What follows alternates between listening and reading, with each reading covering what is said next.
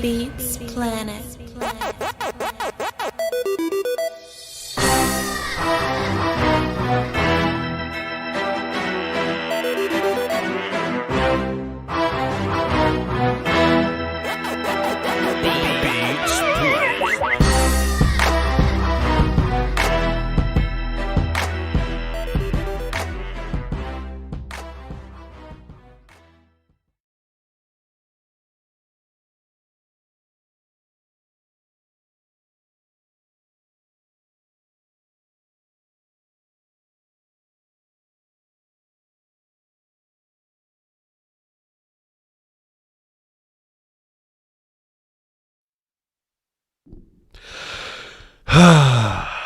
Boy, am I relaxed today, boy. Yeah, let me just cut on some relaxing music. You know, some people wake up stressed out, you know what I mean? I was like, you know what, I'm gonna get on this stream and relax. Let me just put my glasses on real quick. Let me just war call y'all to death real quick, you know what I'm saying? You know what I'm saying? You know what I mean? We just gonna relax today. We're just gonna relax today. Today is so perfect. I don't have a care in the world. I mean, of course, we should care about something, you know what I mean? Like the weather, you know what I mean? But you know, But let me get this off the screen. Hold on, we should care about something, of course, you know what I mean? Like, care about your children. You know? Care about your family. Care about your job, your money, your significant other. But besides that though, I don't have a care in the world. What about you, Cowboy Nation? My team woke up the number 2 seed today. You know what I'm saying? We woke up the number 2 seed today. Can I get 2s in my chat, please? Can I mean, you know, just some teams just don't have that luxury. You know what I'm saying? Like, some teams wake up 6th or some nonsense like that. You know? Some teams wake up like 4th. Or some tomfoolery of the sort. Let me put my 2s in there. You know what I'm saying? Some people wake up with some and let me just say, like Cowboy, like, I know y'all not them people, but when I say them people, I mean them that's on the internet that's being stupid and silly. I ain't talking about us necessarily, but them. Some people wake up as the number 2 seed and all they can do is complain. All you gonna do is wake up and complain about your schedule. It's crazy to me. I don't understand. I get the heebie-jeebies when I see it. Especially when you're a Cowboy fan, but you're somehow a Cowboy hater, and you hate your quarterback and you hate all the players on your team. And if I were to ask you, what teams, quarterbacks, or offenses would you rather have? They're gonna fucking name some team, offense, or quarterback that's ranked less than the 2 seed right now. I don't understand. Cut my shit back on. I don't understand. I don't get it. Let me just calm back down. There's no need to get upset. There's no need to get wild around here. We're wait, ladies and gentlemen. Hold on. We're a Brett Huntley play away from being the 1 seed. Don't tell me what's not gonna happen. Wait a minute. Don't tell me. You know what I'm saying? We eating steaks and shrimps and shit. You know where they at? They eating IHOP and shit. IHOP. Bah humbug. Haruff. Let me just take a sip of my water on Victory Monday. I ain't doing nothing else. Voch Noir. Hold on, wait.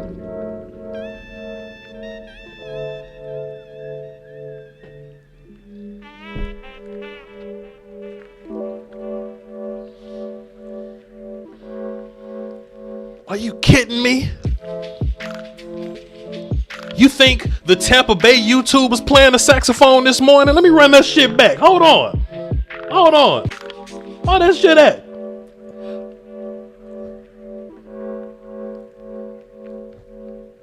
Well, it's too far. Here we go. It's right there. Do you think the damn Buccaneers YouTubers? You think they doing that shit this morning? What about the Cardinals children? What about them? What about the Cardinals children? They don't play saxophones in the morning.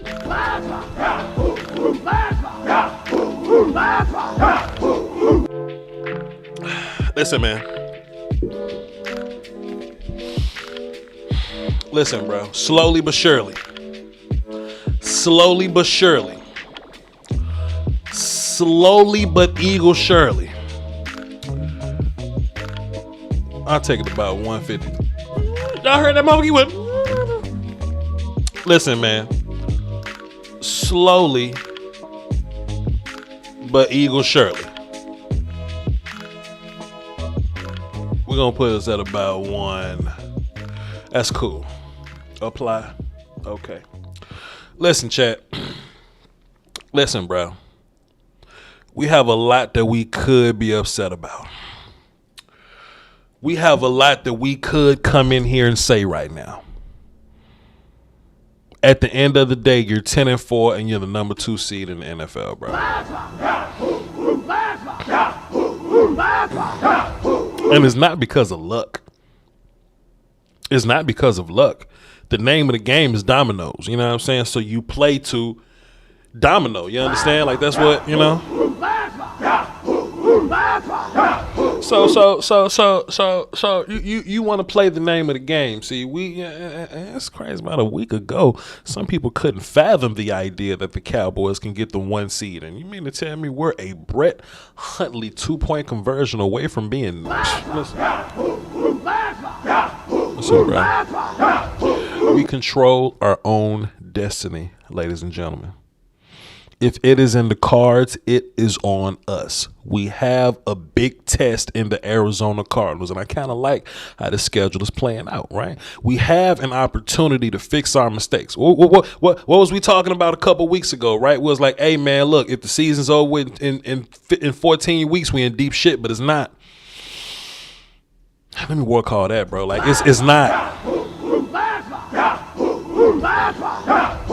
If it was over with in 13, 14 weeks, we'd be in deep shit, but it's not. We slowly but surely are going to fix our issues week by week by week, and that's what championship teams do. You listen to some of these I Am Legend monsters on the internet, and if any of you are on the internet, you are now, but if any of you are on the internet, then you'll probably see the Cowboy fan that'll go, but Voch, that's gonna work against against the Taysom Hill and the Saints and against the Washington Football Wizards and all those children. That may work against them, Voch, but what's gonna happen when you play against a playoff team? You mean the kids that just lost to the Jared Goff Lions in them? You mean those guys? I mean, what's going to happen if we play against the dudes that we probably should have beat week 1, but they just lost to the Saints that we just smoked? Like, Cowboy fans will get so upset, and then they'll get so strange and weird with their narrative. They'll start explaining shit that just don't even make sense. The Saints don't have Drew Brees or Jameis or a quarterback that I fear at all, but they've always had a great defense. Week 1, the Saints came out and smoked the shit out of Aaron Rodgers' Green Bay Packers and their defense. The entire season, the Saints have had a great ass defense. All of a sudden, when the Cowboys play them, you see Cowboy haters saying, "Oh, well, that Saints defense is overrated." We should be ashamed of ourselves that we played that Saints defense in that way. And you'll see Cowboy haters try to convince you that the Saints defense is whack, and then they just go out there and shut out Tom Brady. We ain't get shut out. I love to make excuses. I love to make excuses, bro. Nothing makes my teeth get whiter every time I make an excuse. I love it to death, bro. I come on this thing and I explain to you what I see. You may be like, well, Voch, you're making an excuse. I'm not a coach. I'm not a player. I'm only responsible for my fandom and my audience. That's all I'm responsible for. I remember when Killmonger rolled up in Wakanda and he was trying to get T'Challa to hold down the whole world. And he was like, hey, man, look, the whole world's not my responsibility. I'm responsible for my people. Then Killmonger looked him in the eye and said, man, but didn't civilization start here? Ain't all people your people? You know what I'm saying? I'm just one time.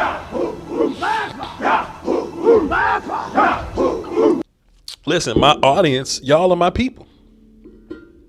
But all Cowboy fans are my people. All people are my people, even Cowboy haters. So I got to come on here and I got to, I got to explain. I got to, sharpen things up for those that are Cowboy fans, but they may look at this thing from a pessimistic point of view. I got to try to overexert myself and be like, yo, fam, it's December. You're just not used to being a fan of a team that's good and winning, but going through adversity. You're just not used to that. If you look up the Buccaneers, I've said this plenty of weeks, but I'm going to keep saying this shit till y'all get it.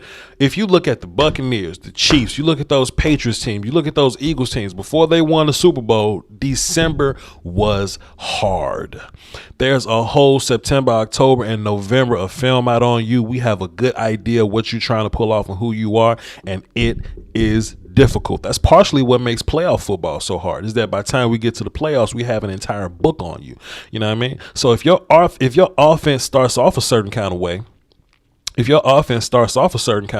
of course, man, them people gonna figure that out. Watch this, right? Let me take some accountability and let me tell y'all where I was wrong at. Y'all ready? Y'all ready for some growth? Y'all ready for some Voch growth? Hold on, bro. I might need to be calm when I say this, bro. Hold on, because here's some growth on Voch's part. Let me tell y'all what I love about my brother Jeff, man. Brother Jeff Kavanaugh, man. Jeff changed his mind a lot.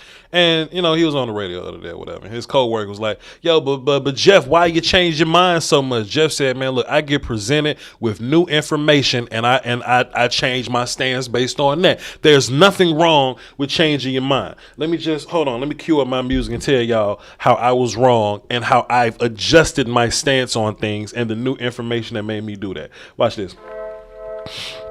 So listen. Once upon a time, I was like, defense don't win championships no more. Offense wins championships. I haven't fully changed my stance on that, but I'm slowly but surely gathering information to change my stance on that. And I'll tell you why.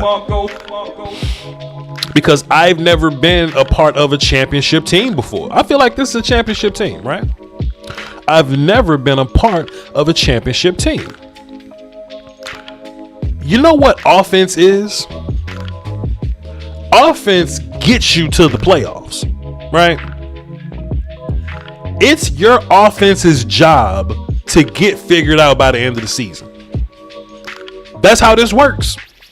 It's your offense's job to get figured out by the end of the season. But it's also your offense. Y'all hear that saxophone? But it's also your offense's job to make the adjustment once you get to the big game. You see what I'm saying? And when I say big game, I mean playoffs. So when we see how bad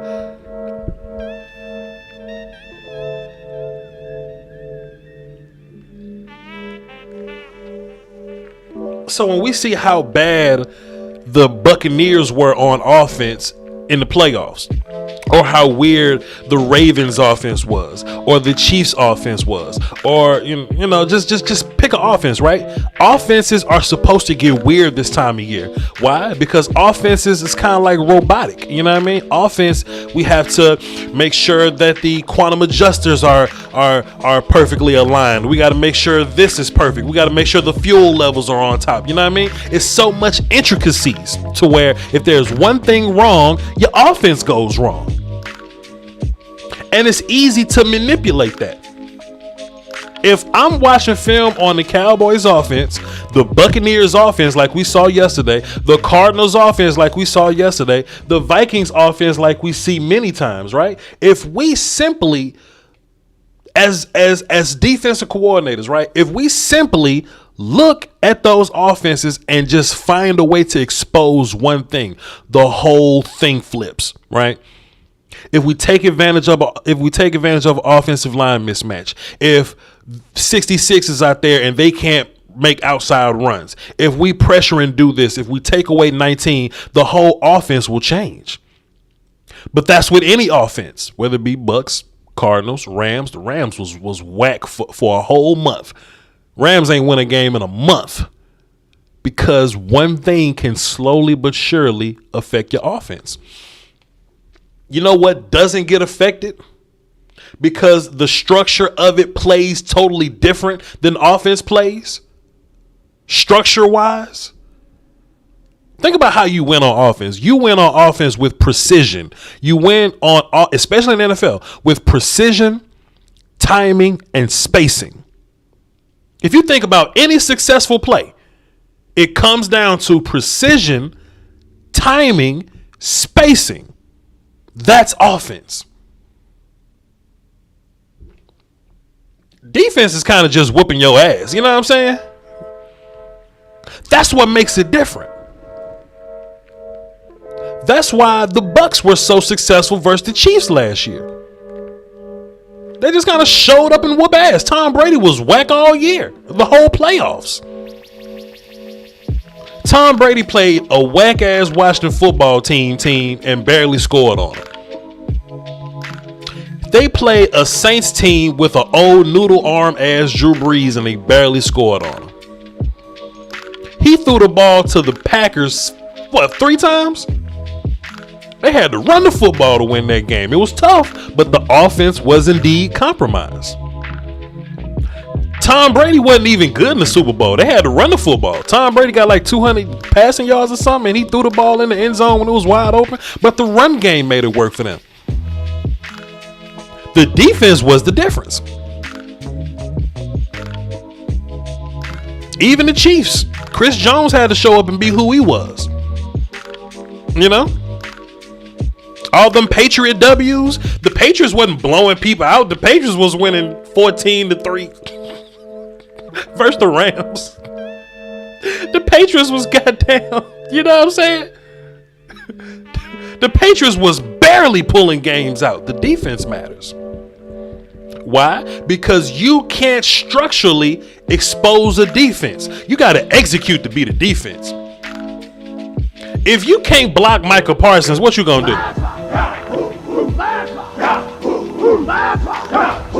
And some defenses, some bad defenses got one good player, sure. So you go, okay, I don't want Randy Gregory to wreck my game. I'm gonna run to the other side, but D-Law's over there.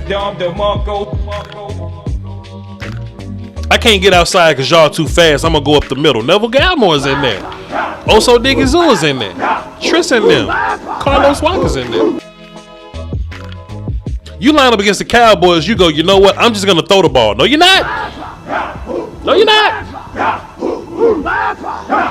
No, you're not.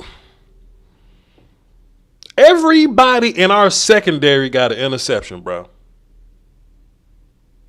That deserve a war call, huh? That deserve a war call? Should I war call? Everybody in this secondary got an interception.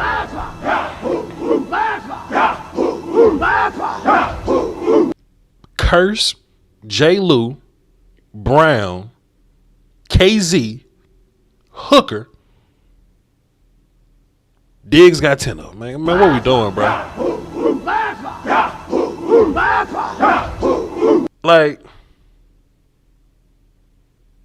Like for real? We have a defense to where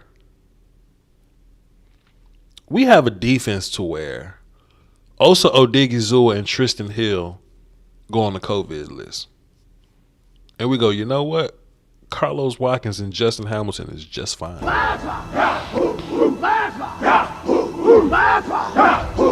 Should I cut my saxophone? Should I cut my jazzy music back on? Should I cut my hip hoppy jazzy music back on? Like, bro, or should we go back to Living Color? Like, bro, it's like you open your eyes up to certain things. And I was wrong. I was like, hey man, look, offense gonna go out there and score 40-some points. Offense wins championships these days. I mean, I feel you, bro. But you need your offense to be kind of what the Cowboys are now. You know, that's what you need. I keep going back to the Bucs offense last year. I keep going back to the Bucs. I keep going back to the Bucs Super Bowl last year because it just seems like we're synonymous with that. You know what I mean? With that road. It seems like we're synonymous with that road. Think about, man, hold on, bro. Wait a minute, dog. Hold on. Let me do some shit real fast. Let me see some shit.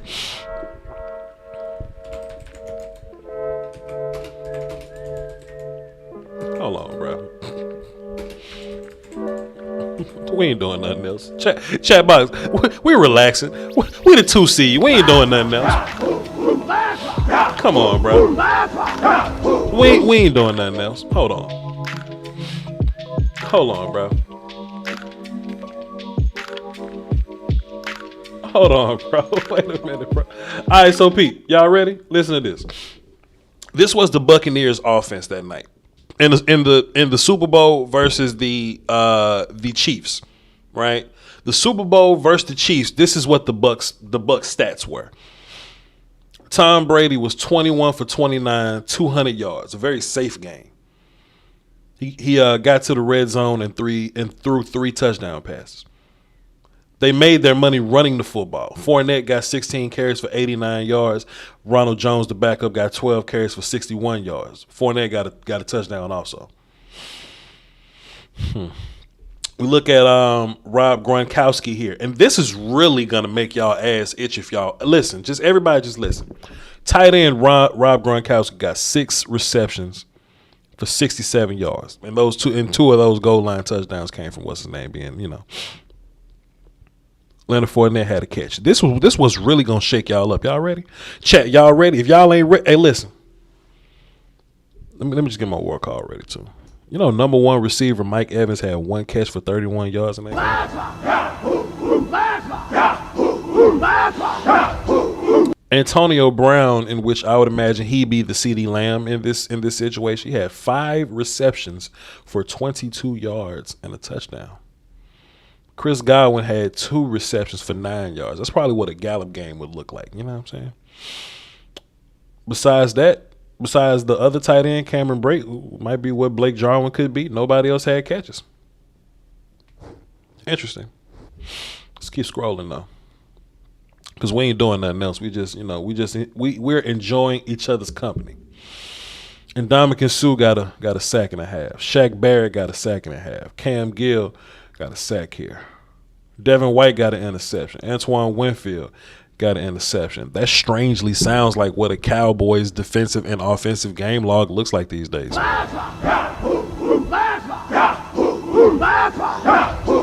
It's interesting. It's interesting. I don't think nobody's going out there and saying, "Hey, man, we're gonna throw the ball for 400 yards every single." I don't think it's gonna be that, because offenses are so easily compromised. Easily compromised. If y'all remember Pat Mahomes in his Super Bowl, he was shit for 3 quarters.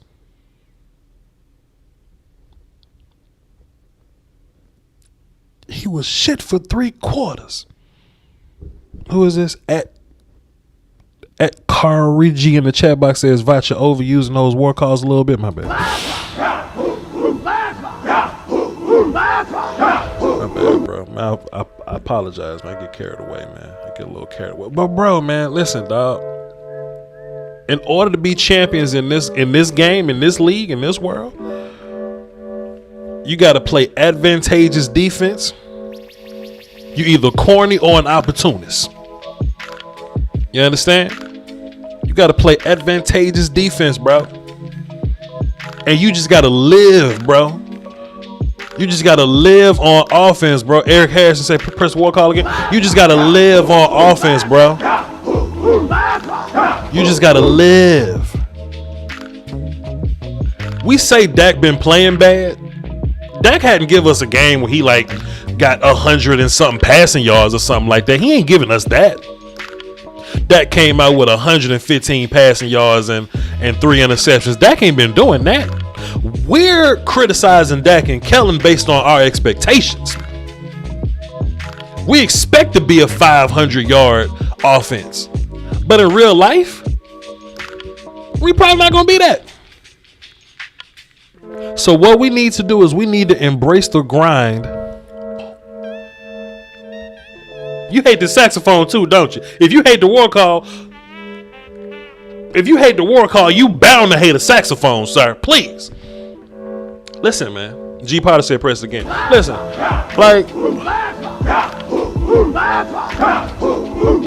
Bro, I've changed. And I'm going to go on Twitter and say this too. I've changed, bro.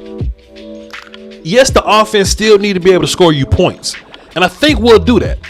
I think bringing back Big Connor puts us in position to do that. You know what I'm saying? The run game looked a little different. And as long as we can run the football, I think the offense will get back in the pace, right? But we still got to clean up the small little points, right? We got to catch the football. We got to make throws here. We got to run routes there. You see what I'm saying?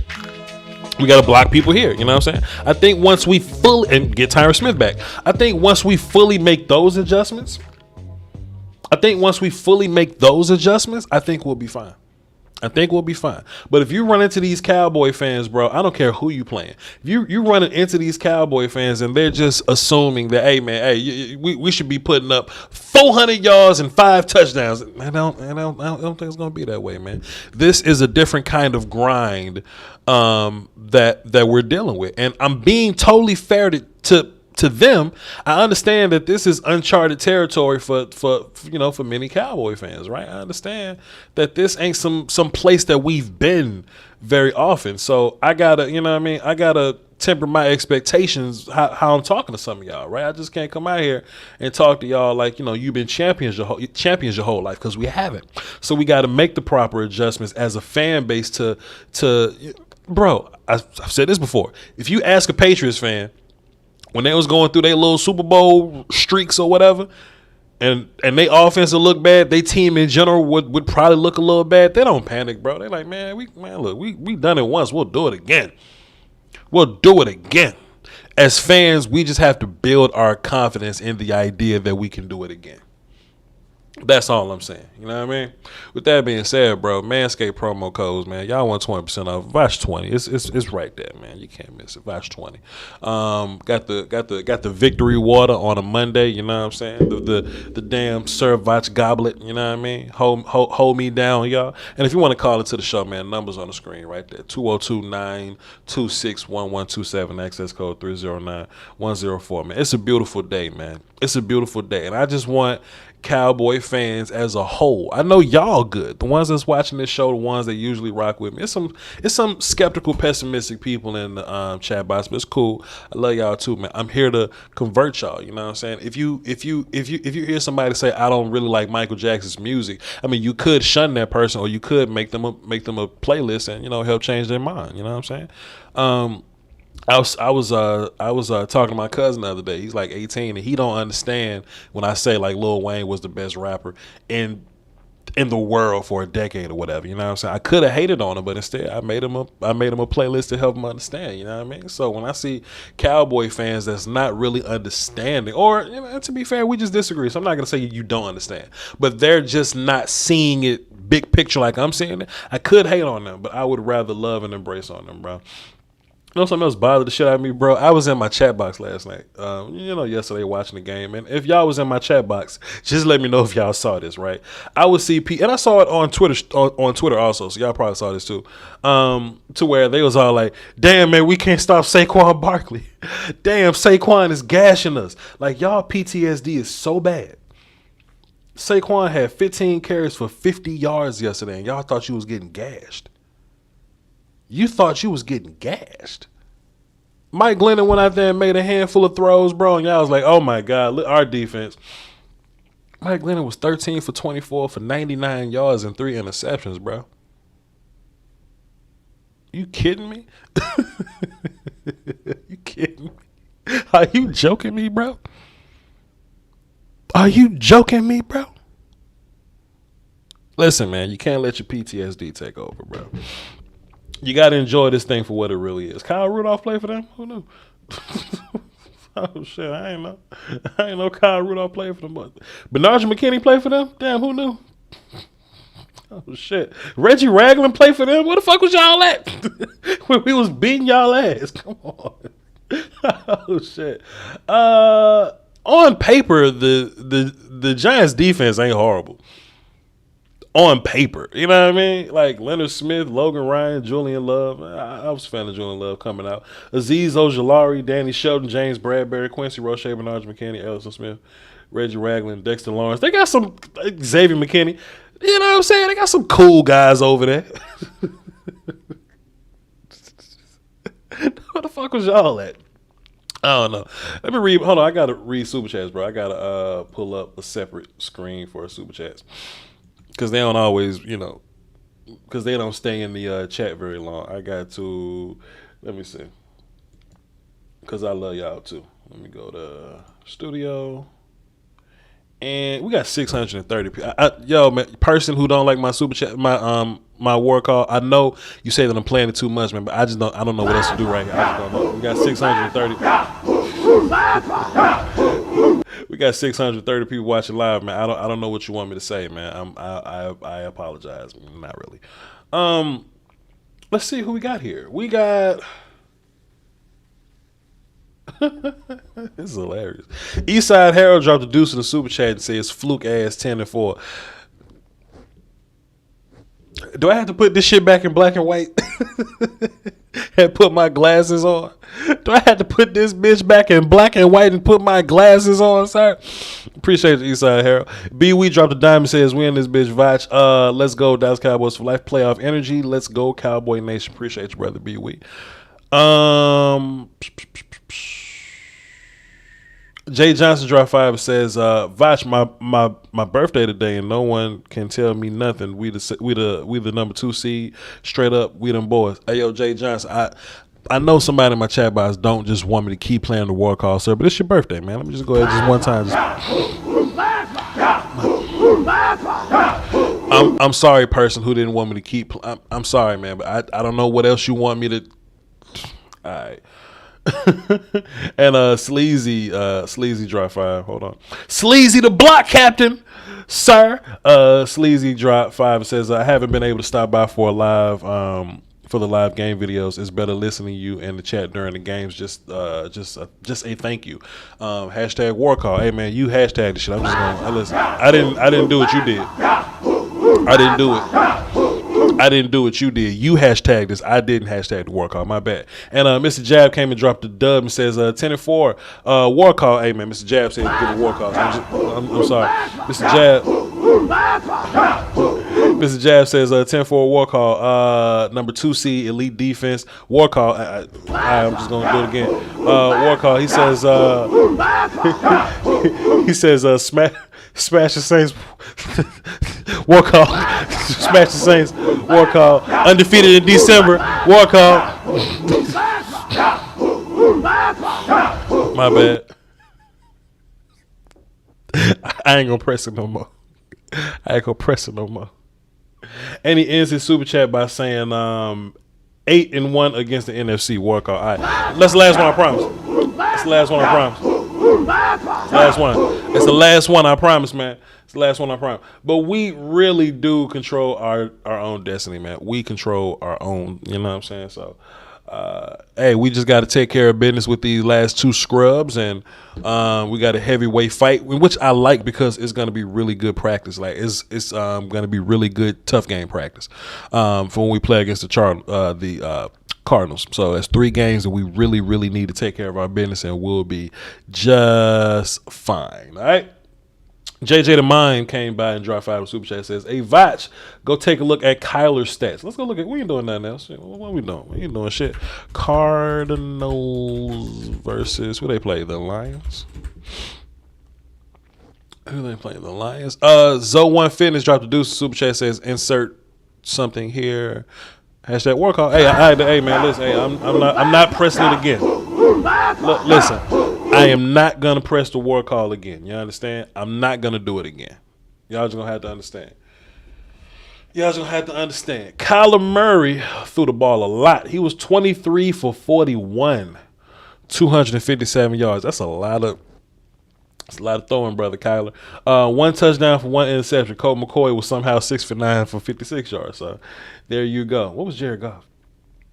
Jared Goff, a lot more efficient day, 21 for 26, 216 yards and 3 touchdowns. Who the fuck is Craig Reynolds?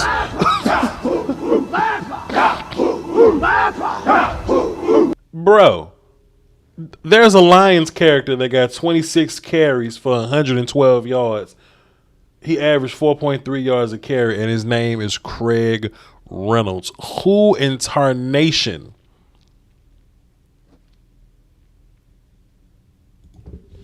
Craig. Come on, Craig. Lions have signed running back Craig Runs from the practice squad to the 53-man roster.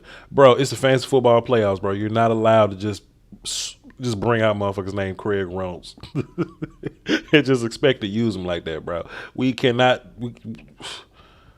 I'll add them to my roster or something. You know what I mean? And if I need them in the fantasy football championship, you know what I'm saying?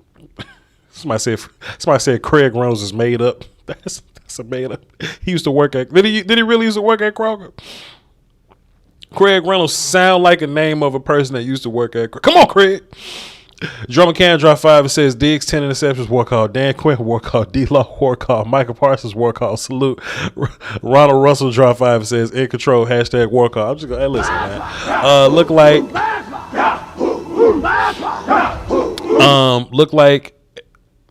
look at his stats compared to Dak's this year, because Kyler been worse if you think about it. We'll probably do that. We'll probably do that. Take a look at it. You know what I mean? That might be a soliloquy later on. It won't, because I'm going to Christmas vacation with my family, so it's probably not going to be a soliloquy later. But you know, I'm sure that if you look at Kyler's numbers compared to Dak's numbers, I'm sure that you're going to find something very interesting in there. I don't know. We'll see, man. We'll see. We got some people on the phone. Give me 2 seconds, phones, while I just kind of finish running down some of these Cowboys stats from yesterday. And I'm going to get right to y'all, man. Saquon Barkley was 15 carries for 50 yards. Fantastic on our defense, bro. You know, Devontae Booker kind of got busy towards the end, but that was towards the end. Man. What are we going to do? Cousin Tony. I'll tell you something, man. Cousin Tony. Look, I know Zeke out there with one knee and Tony out there with one plantar fascia. Right. Tony had 12 carries for 74 yards, 3.2 yards per carry.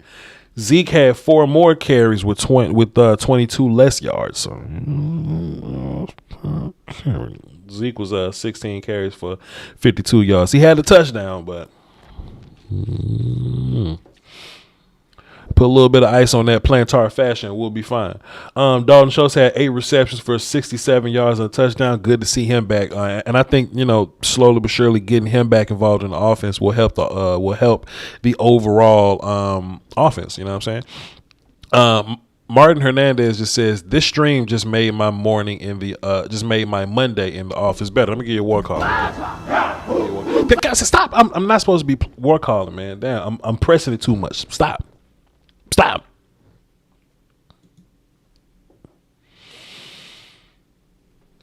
I think this offense really needed Dalton Schultz to get back involved, man. And I think I'm not gonna say that Big Connor was the reason that Dalton Schultz got back involved. I don't know, shit like that. I'm not saying he was the reason, but I don't know. Just sometimes football just gotta go through the magical shit, you know what I'm saying? And you know, I'm superstitious. So if Big Connor's the reason why, you know, we're getting Dalton Schultz back involved, keep Big Connor in the game. But you saw we had a lot more outside runs. I think it was in the playbook, not playbook, play sheet, game plan. It was in the game plan to run the ball outside a little more in general, but we saw Big Connor moving a lot more. And it's crazy because Lil Connor's he's much better as a fullback than he is a left guard right now. He might be a better right guard, but Zach's there. You know what I mean? So it's as of now, you know what I mean, we can look at the future and say whatever the hell the future's gonna bring, but you know, Big Connor may not be here in the future. But as of now, Big Connor as the left guard and Lil Connor as the sometimes, you know, extra fullback type guard type player. If that's just gonna be how we find success, then that's just what it's gonna be. CeeDee Lamb 6 catches, should be 9. CeeDee Lamb should be like 9 for 99 yards or something, but instead he was like 6 for 50. But you know, he'll be fine. Gallup taking advantage of his opportunities, 3 catches for 32 yards, and Jeremy Sprinkle, you know, got his 2 for 21. So Good stuff there. Good stuff there. Ezekiel Elliott had 3 catches. Tony had 3 catches. Amari Cooper is 2 for 8 yards. But like I said, I am fine with that. We can't look at Amari Cooper, look at his money, and then look at his stats. Those are 3 things I'm not trying to look at all together. If I'm looking at Amari Cooper, I'm looking at the offense as a whole. I'm looking at what he does for everybody else. And apparently CeeDee Lamb was wide open the whole day. CeeDee Lamb was 9 catches worth open all day. You know what I'm saying? It's just that you just got to live with Cooper, not being involved all the time. Now, some games they're going to be like, all right, we're going to let Cooper rock and we're going to go take away Lamb or something like that. But that wasn't the case yesterday, So you just got to be prepared for some of your guys to get off and the others not. Dalton Schultz was able to get off, so if Schultz and Gallup and Lamb are going to lead your strikes or whatever, then fine. One day it's going to be a lot less Gallup and it's going to be a lot more Cooper and Schultz, or Sean McKeon may get involved. I don't know. We'll see. But you just got to live with that and just take it as you may. 1, 2, 3, 4, 5, 6, 7, 8. Dak had a completion to 8 different receivers yesterday. We're going to talk about the defense, then we're going to get into the phones. Michael Parsons is probably a little bit upset because he didn't have a super impactful play in the game. I think he got it like a half a sack or something like that, or he doesn't have him down for a sack. But I think in the books that'll probably go down for a half of one. But he's probably going to be upset because he didn't do very much. And to be fair, like let's just talk about that too. I saw some people saying yesterday, like, why aren't we getting sacks? Like, where are our sacks coming from? And this may come back to your entitledness or whatever, but we just, if you think about what sacks are, right? Yes, sacks are getting the quarterback down, but if we're not getting sacks because they're getting rid of the ball quickly and dinking and dunking, and they can't get their offense going, is because they can't make any kind of vertical presses, then our pass rush is winning. You know what I'm saying? If we really didn't have a pass rush, they'll be having more deep shots downfield. But if we're providing pressure, we're getting hits, in which we were, and that shit gets us 3 interceptions, and they're not making any kind of attempt to hold the ball any longer because they know our guys getting busy like that, then that's just as good as having sacks for me. Neville and Dorrance Armstrong also got some sacks too, so there y'all go. Somebody in Endgame got some sacks yesterday, so there you go. Phantom Green Drop 5 says the Voch Lombardi show is a gift that keeps on giving the whole year round. Merry Christmas, my guy. Appreciate you, Phantom Green, dropping 5 in the super chat. And Soto Man Drop 5 says Tank and Hooker deserves a hashtag war call. Man, listen, bro. Listen, I ain't doing that. Listen, bro. Malik Hooker had 5 tackles and an interception. That came from a whole game's worth of work for him, and that was his first interception for the year. Now, chat box, I'm not gonna be too crazy, right? But if we're talking about Malik Hooker playing full games, like he's only really started and played 2 full games. He almost had an interception last week. He got an interception this week. I could be mistaken, but I think he almost got an interception 2 weeks ago also. So I'm just going to be a homer and be like, bro, Malik Hooker almost had 3 interceptions in 3 games, bro. Man, come on, man. Come on, man. Come on, man. What we doing? KZ got bit. D-Law went crazy yesterday. Are you kidding me? J. Ron went crazy yesterday. Are you kidding me? Keanu Neal got busy. Anthony Brown got some tackles. Neville Gallimore got a sack and some plays in the background. Quinn Bohanna, who stepped up because we, Tristan and Osa were out, so Bohanna had to come in and do some things, man. Like, bro, it's just I just want to keep doing this, man. I just want to keep doing it. I want my defense to keep using these games against these hooligan scrubs and keep getting better and better and better and better. And before you know it, we're going to go up against Arizona. We're really going to test ourselves. We're really going to see where we're at versus one of them teams. And we should know where we're at in terms of like 1 seed and shit like that. And then we'll make the decision based on, based on what happens in the Cardinals game on whether we should be resting versus Philly. We'll see. Let's get into some calls, man. We ain't doing nothing else. It's the morning after show. Y'all want to take calls in black and white or you want to keep it in color? It's up to y'all. Let's see. What is this screen? What the hell is this? That's it's the chat box. All right, cool. We got 10 people on the phones. Probably a little more than that. I just see 10. Yeah, I see 10. All right, we're gonna start with Cecil don't call very much. We're going to get Cecil up here first. Then we're going to go Short Dog. Then we're going to go Uncle Charlie. Let's boogie. Morning, Cecil. How you doing on this Cowboy Monday in which we are the number 2 seed and 10-4? Man, I'm doing great. And I want to tell you, I really appreciate your content and everything, man. I just love your show. And I'm calling regards. I'll make it simple. You know, we're playing great. People want a lot of offense, and I can understand that. But my thing is that what wins games is playing defense and no mistakes, jumping off sides, holding. You notice we didn't have a lot of that yesterday. Sure. And if we can carry that over into the playoffs, that's what's going to get us over. Yes. You know, and that's what I believe. If we play like mistake-free ball like that, because there are games we could have won and interference and various things like that. Sure, you know, they're going to challenge us from time to time, various teams, but try to play within yourself. You know, it's basically a mental game too, as well as physical. You know. Yeah. 100%. And if anything, like, defense isn't really the unit to get figured out. Like, if anything, defense is, you know, a win my matchup kind of deal. So as long as we're winning matchups and we have the talent to do that, then we should remain elite on defense, unless there's this new wave of offensive linemen that didn't exist, you know, this year, that could just show up and block Randy and Micah and Osa and Neville and D-Law. I mean, just show me where those guys exist. So you're absolutely right, Brother Cecil. Yes, indeed. And I want to give some of the other callers a chance to talk. So I just want to say it's always a pleasure talking with you. And you take care and have a nice Christmas, okay? 100%. Thank you for calling my show and blessing us with your presence. Thank you, sir. Yes, sir. All right. Take care. Hey, man, every time Cecil calls in, I think he's James Earl Jones, and I always go to one of his movies, man. Lately, I've been on the Fences kick. You know what I mean? James Earl Jones on Fences. If y'all haven't seen it, y'all should Google it. It's an old play. You know, Denzel played Fences in the movie Fences, but y'all should see James Earl Jones's rendition. It's special. All right, let's get back to the phone here. We got Short Dog up next. Uncle Charlie on deck. OG Trap in the hole. Let's boogie. Short Dog, what is the street saying about the Cowboys being the number 2 seed and 10-4 on this Victory Monday, sir? Short Dog.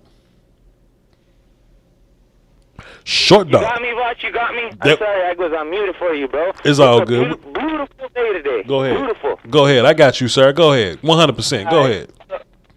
All right, bro. I just tapped in with the voice. I just want to say, bro, I just love what you got going here, like always, bro. I mean, the whole family. But let me tell you something, bro. I don't know if it's the Voch gang, Van Cartel, Voch Inc., Vochi La Familia. I don't know, but it's going. Like, I got love here. And first thing I want to say, bro, I always feel like a goofy when I talk, and then I listen to other guys, and they call in their vets. Big ups for the vets, bro. When we came from Mexico in 1919, my grandpa was World War II. Both my dad and all my uncles were Vietnam veterans, bro. If it wasn't for me catching some cases when I was young, I would have been there too, bro. Right. But at the end of the day, I respect this country. I love the most wonderful country in the world. Even though people are messing us up a little bit, we're still rocking our thing. As far as the Cowboys go, my guy, bro, we're in uncharted territory right now, guy. We're breathing down guys' necks. We're busting right now. And I mean, people talking crazy about everybody. Micah made a beautiful play stopping a touchdown. Those are game impact plays. I mean, they talk about Dak, but just like you touched on Murray, just like the way Brady dropped a 0 piece. Like, these guys can't do it, like you say, with offensive compromise. And as a man, Voch, I just think you're so smart, bro, saying nobody cannot be taught nothing. Because no matter how smart you are in the beginning of knowledge, you understand you don't have no knowledge. Anybody can get taught anything. And you're one of the only guys that can speak to me, bro. I don't have much guys, but my big homie, Big Snaps, B.I.G. Chris, one of the biggest Mexicans you ever seen, my guy, bro, he told me, remember me when we won our championship with the Broncos? We run in there, we got smacked defensively. The next year, defense wins championships late in February. You just got to be a good enough offense, and that's what we are right now, guy. So, like, at the end of the day, Voch, we rocking with you. We 10-4, going to number 2 seed, and we're going to be in Big D and following them all the way up. And if something's stuck, R.I.P. Draco the Ruler, bro. Everybody, stay safe, stay dangerous. You got to protect yourselves, bro. These guys out here are haters. They could catch you on any time, dog. I love you, Voch, and hey, you ever need me, you know what time it is. Appreciate you, man. Keep holding me down the street, Short Dog. 100%. Enjoy your day, sir. Beautiful. Hey, man. Listen, Short Dog. First, let me walk out Short Dog. We ain't doing that now. Bro, 2 movies popped up in my mind, dog. Like, 2 movies. What Short Dog was talking about, he caught some cases when he was younger, but it's all good. He loved America. 2 movies popped up. Godfather and Scarface. Remember the opening monologue in Godfather? I love America. I love what it is to be American. I built my fortune here. My daughter went out with some young American men. I did not protest. I did not fight. Love America. And then in Scarface when he came back to visit his mom's, and you know what I'm saying, his sister ran out, he gave his sister $10,000. Take care of mama, take care of mama. And he's like, Tony, I do not want your money. Oh mama, your son is a big success. Your son is a success in America. He's a big success.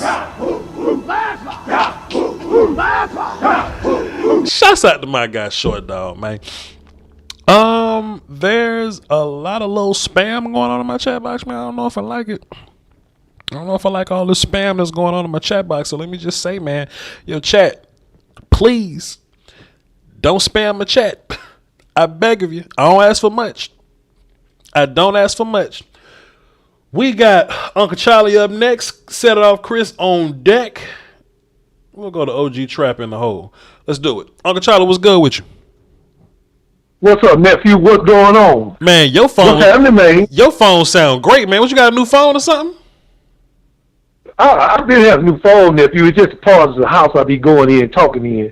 Because when I'm talking, I have to move around. I can't sit still. Can't do it. Got 1,000 words going across my forehead, and I just don't know which one to pick out. I just don't know. I got you. They call it your mind.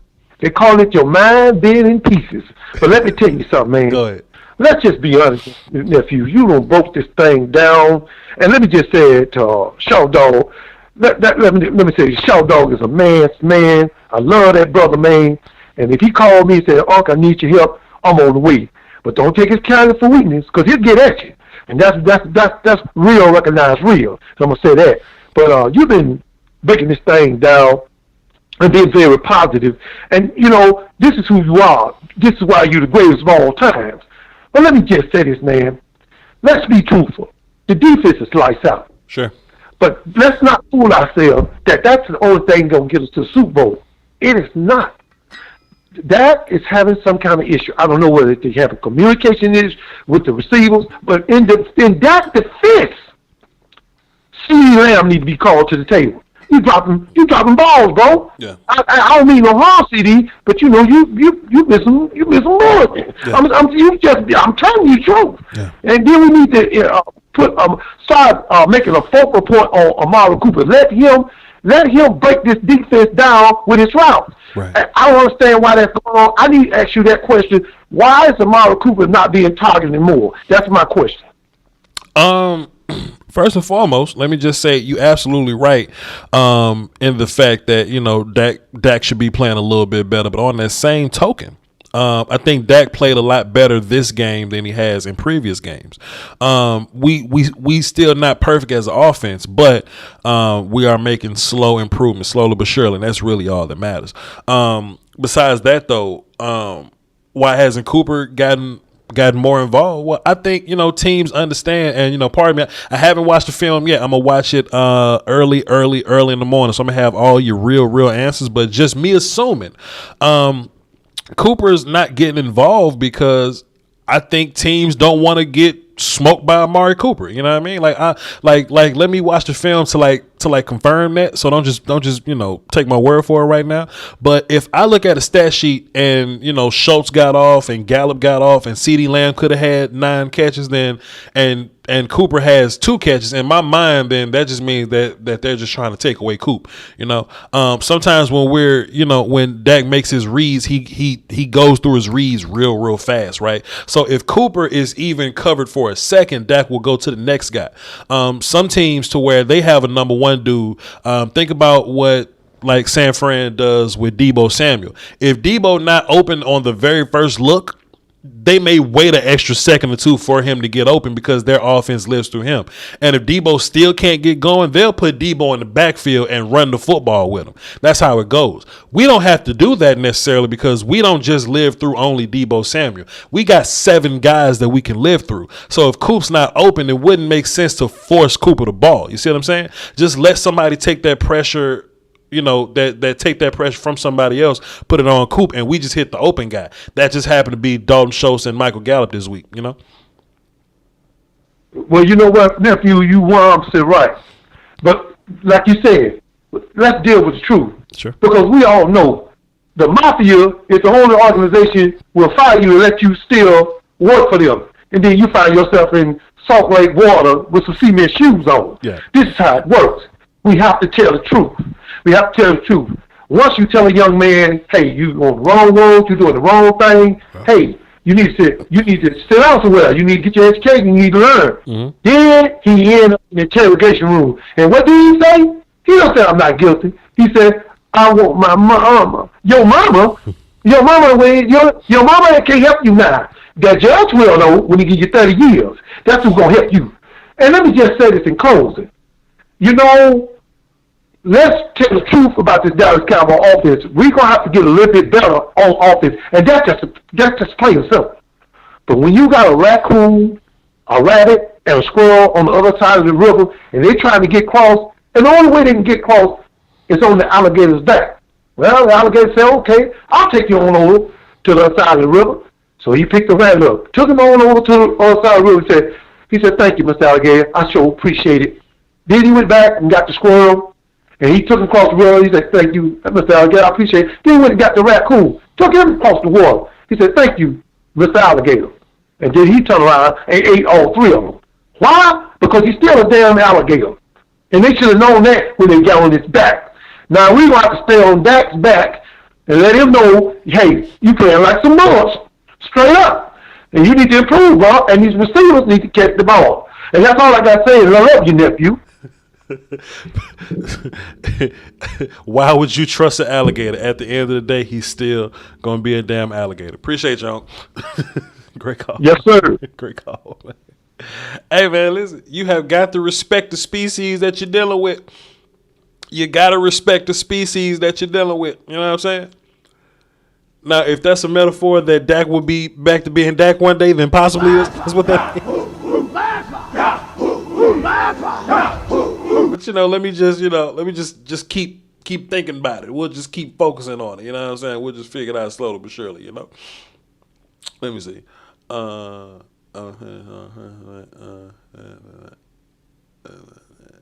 man, Jay Lombardi caught a body in the chat. That was a good one too. Cause see, look, I don't make a lot of people admins because they just start deleting people and shit. You know what I'm saying? Like, or just mods, or I don't give people guns, whatever, because they just start like shooting at people for no reason. We don't mind anti-Cowboy people. We don't mind anti-Dak, anti-Kellen Moore people. We really want to get, trolling, spamming, and all like toxic shit up out of the chat or whatever. Like, we really want to get that out.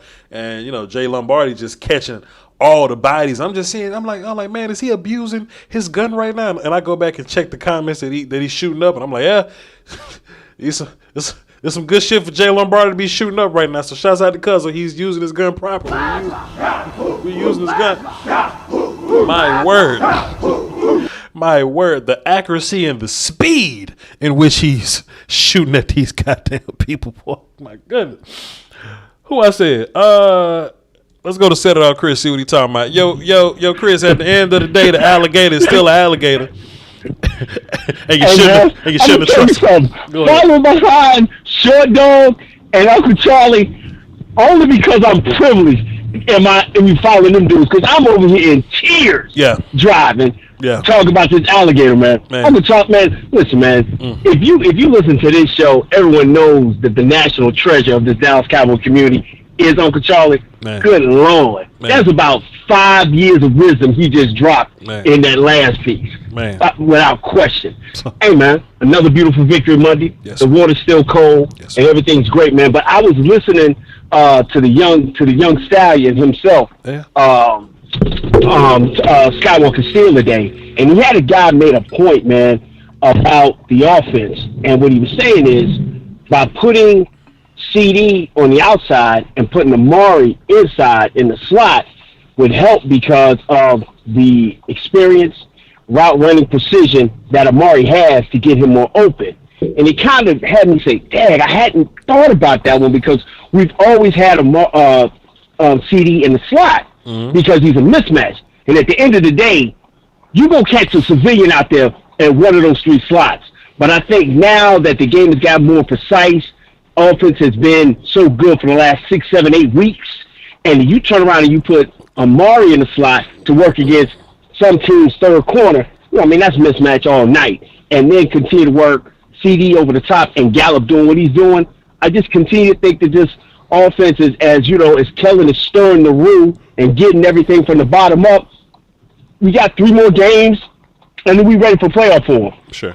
But this defense, listen, man, this defense is everything that we expected to be coming into this thing. Sure. Matter of fact, it's far exceeded it to the point where, like you said earlier, everybody in your secondary has an interception. That's high school stuff, man. Yeah. That everybody gets an interception in the secondary. You're just that much better. That's exceptional work by Al Harris. That's incredible work by the DC and Dan Quinn, and that's incredible work by the dude with the really smooth accent that I can't even say his name. Is the D-line coach, just keeping that rotation fresh, man. Yep. I'm just excited about all he's doing. You know, I was training my man Justin today, and he said he was a Cowboy fan, so I had to put him on, to the best type of network out here to listen to, man. Stay off the 4-letter network, people. Stay off them 2 letters and 1 letter, folks. And stay on YouTube, man. What these cats, man, is speaking up with the truth and the fire. And that's how we get down. Yo, man, and if Short Dog ever need me, bro, I keep the truck ready to put a body in it. You gotta ride for Short Dog, man. He just like loyalty is contagious with that man. You know what I mean? You know what I'm talking about? Man, hey, man, that makes you want to pull out the machete, pull out the hammer. You know what I'm saying? Man. But on your point earlier, and this is the only point where I really have anything to say, because you've said all fantastic things, is the CD Lamb lined up in the slot thing. Pardon me, Cooper in the slot thing. I would like to see more of Absolutely. it. I would like to see more of it because that is fair. Cooper is probably the best slot receiver in the league. He's just our outside guy. The only problem I got with making him full-time slot guy is Yak Lamb from the slot is necessary. That's the only thing. Yak Lamb because go ahead. Mm-hmm. Go ahead. No, I'm hearing you, but I think the reason why you can't even run if you ran full wide. Sure. With Yak Lamb in the slot, Cooper in the slot, and Cedric Wilson on the outside with Gallup, and now you go to your 11 personnel, and what do? I mean, how you going to die? And I think that's a big point that we've been missing inside this offense during this that quote unquote slump is that the ability to force mismatches with the 4 wide receiver set, because you really haven't been able to do that in the last 4 or 5 weeks. Sure. See, it's the little nuances to this thing that us as Sport Hill Cowboy fans, fail to realize. And if you're not going to sit and watch tape, if you're not going to sit back and watch the game maybe 1, 2, 3 times to see the little things, you're going to miss that. You're going to miss that Big Connor coming in helps your running game look a little bit better. You're going to miss that running to the outside more with Zeke is going to be better. You're going to miss if you're not willing to sit down and really. I need Fuster King and Okoye Media to apologize to Connor Williams right now. Step to the right now. Right now. Go ahead. Hey man, I mean it's just those little things like that are sitting there saying right now the depth of having Tanya Secchi outside with a sprinkling of Terrence Steele out there, who I still think is a average right tackle, is an average right tackle at best. That's the best thing to rock with it. But I still think at the end of the day, man, if you can get one more game with Tyron Smith on the bench, get him up to, 85%, Tyron Smith for the Arizona game, and then sit him in the Philadelphia game, then I get him into his best shape for the final run for this playoff. That's the best scenario. But thank God for depth, man. Thank God for cats like Joe Philbin, man, coming and, working these guys and sprinkling these dudes in. And now you got some depth along the board. But that experiment, playing Little Connor over Big Connor, was absolute asinine. And you had to do it. You had to go through this to find out what you had. And right now, because we're not going to talk about the draft, you got about 2-3 different decisions you got to do on that side of the ball. But I'll leave that to you, man, because you're great at the draft. I'll leave that to you and Foots and Okoye and all the other guys that do their thing, man. But I'm going to get out the way, man. I just, as always, man, you top flight. I'm educating people on how to understand, just get their football IQ up. And only by doing that is by listening to YouTubers like yourself, like Foots the King, like Okoye Media, like the God himself, Law Nation, getting in at 9:15 in the morning and hollering at, my man Steele at A to Z Sports, man. And if you really want to just get some generic stuff, man, come on, holler at us at Frankie Football, man. When we get to work, when we ain't out here slinging packages and doing our thing. Appreciate you, sir. Thank you so much. Set it off, Chris. Man, appreciate you more, bro. We'll talk later, man. Yes, sir. I got a little hype on Foots the King earlier. My bad. Got a little hype. Let me just turn this back on so we can calm down. So we can just We got the Voch Lombardi Noir show. You know what I'm saying? Let's just bring it on. Number 2 seed. 10-4. We didn't lose to the Saints, but they did. Let me take a sip of my water. Hold on, we ain't doing nothing. Hold on, just hold on.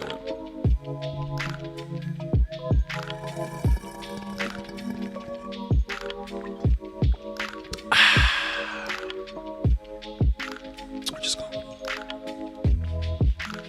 Foot said he about to call in. Don't call my show, sir.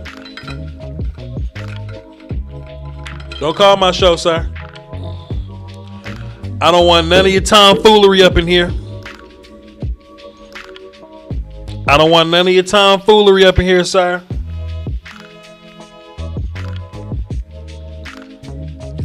If I just need to have a cigarette burning just off the screen, just a cigarette and an old glass of whiskey just off the screen or something. You know what I'm saying? Just sitting on the side, just cool and just in black. Come on, man.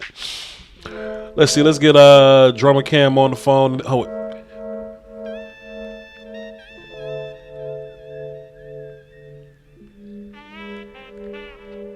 Man, come on, dog. What we doing, bro? What we doing, bro? The Noir Show. Foots and Voch are never civilized. I love Foots, but he get on my damn nerves. Foots be bothering the shit out of me, man. Drummer Cam, what's good, man? Hey, Voch, man, what's going on, dude? Man, cooling, my guy. Just cooling to some of this jazzy hip hop, man. Nothing special, sir. Nothing special. Yeah, I like it. So, this whole defense wins games thing, I got a little bit of different perspective on it. And it kind of comes from a buddy of mine.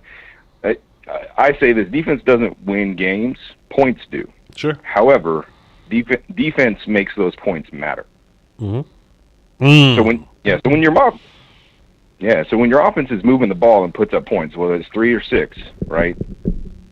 And your defense can defend those points successfully, no matter how small the margin is.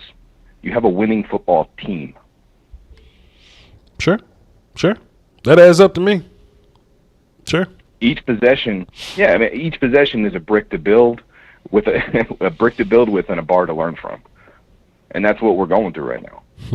Right? We're still turning through this. We're still, but we don't we're upset because we've seen what our offense can do. Right? That expectation that you said earlier. Right? Our team is so good that every team we face, they have to account for multiple players on both sides of the ball. Whether it's our wide receiver core, our running back core, Dak, whether it's D-Law, Randy Gregory, Neville Gallimore, Diggs, sure. Micah Parsons, obviously. And now we're adding to that. look, Malik may actually be stepping up, and offensive line is looking better.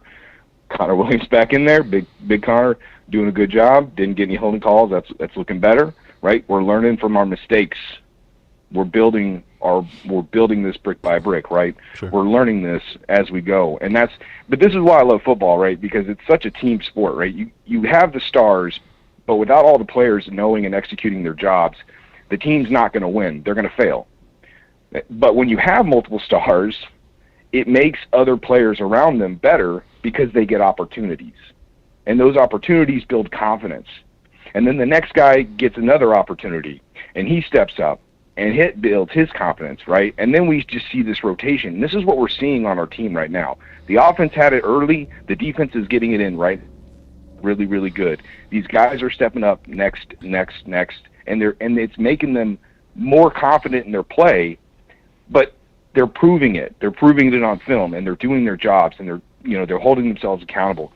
This is the culture that I see that's being built in Dallas, right? And it's paying dividends. It's not so much that it's the right guy. It's not that Jason Garrett shit. Like, we don't have that.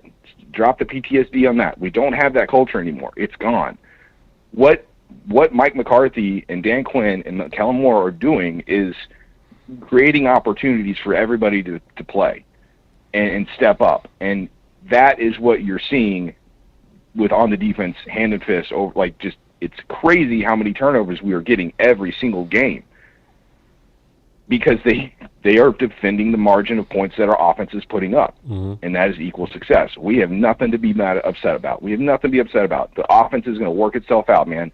We've got this. This culture is winning, and guess what? By the time the offense is good and is functioning like we are expecting it to, right? And it's not always going to be easy. It's not always going to be clean. But the things, the little things, the drops and the little stuff that we see that we know that we're beating ourselves on, when that gets right, sure, it's going to be right on time. Sure. Fair enough. Love it, Drummer Cam. Slowly but surely, we're going to figure this thing out. You know what I mean? Exactly. Yes, sir. That's Drummer Cam, ladies and gentlemen. Just had a little bit of news on my phone, man. Austin Eckler got the COVID. I hope he's healthy. He's on all my fantasy football teams, bro. But I do hope he's healthy. Like, I hope he's all right. Like I want him to be fine, you know. I hope he recovers, 100%. Like, step away from football and make sure but he is on my fantasy team. So, Jesus. The conference has been locked. Jesus, man. Let's go OG Trap, then Joe Sandberg, then Neil. And then we're going to go to these numbers we don't recognize. Hey, OG Trap, what's up, sir?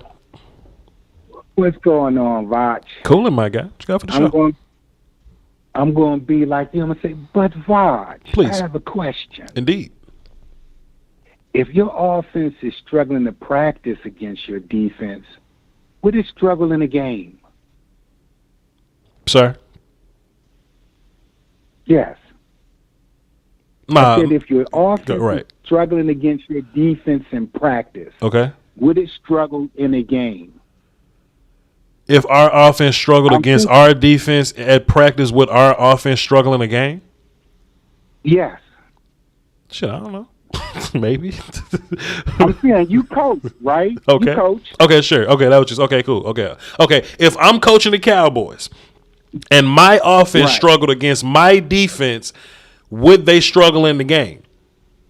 Yeah. That's really a two-sided question, because one would offer you the notion that we're not getting successful reps, so we might be rusty on the field. But I think the overall part is that if our defense is as good as I think it is, playing versus any defenses that's worse than ours, we should play a little better. So that would be helping us on game day, in my personal opinion.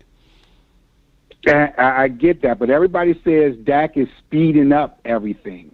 Okay. He's practicing against our defense, and he has to speed up in order to make plays successful against them. When he get in the game, you understand what I'm trying to say? Or no? I don't. But I'm listening though. Like what I'm saying is sometimes it's like, how can I put it? The way I'm seeing it is I've seen our defense grow to a point where our secondary is literally becoming the no-fly zone. Okay. We thought it was funny, and I've seen our offense start to go backwards. And I'm thinking, just could that be something that's affecting the offense? No, I just think no, it's just December football, and December is tougher on offenses generally. You know what I'm saying? But you know, we're making moves towards improving that. You know, like Big Connor coming back is gonna be fine. I'm sure working on timing and things like that in the passing game, it'll be fine in like 3 weeks or so. So I don't think the defense at practice is making things harder for us. If anything, it should make it easier. I understand that. My other thing is that I just think our offensive line just got to get in sync. I think offensive line means a lot to every aspect, and our inability to run, because we're a play-action team. Right. That's the play-action quarterback. And when you ain't filling the box up, you're making it tougher on our offense. And the running attack gets that box filled. Right. And that's where I'm at. Thanks for letting me call into your show. Love the show. Watch you every day that you come on. And I definitely enjoy your game days because you are hilarious. And before this evening, I hope we get a 40 burger because I want you to call some other place. Appreciate you, OG Trap. That mean the world to me, man. Thanks for calling in. Call back next week. All right. Yes, sir. Okay. We gonna get another 40 burger freestyle in before this damn year up. Y'all believe that? Y'all believe that? Let me get Brother Fuss on the phone, man, because he think I'm scared of him, man. Fuss think I'm scared of him like I ain't got hands or something. Hold on. Fuss think I ain't got hands or something. So, Fuss called my phone. Okay, that's why he think I'm running from, because he called my phone and I ain't asked. Okay, cool. Jacob Trevino dropped 3 in the Cashapp. Appreciate you, sir. Appreciate you, sir. And I got to check this PayPal from Marcus Hardison. Give me 2 seconds. Let me hit details, see what he say. Let me see. Marcus Hardison dropped 5 in the PayPal and says, no one has a greater asset for his business than a man's pride in his work. Brother Voch, I've been rocking with you since 2016. Continue to thrive. Thrive your craft and continue to thrive, your craft is becoming as sharp as a samurai's katana. Peace and blessings to you, my G. One call.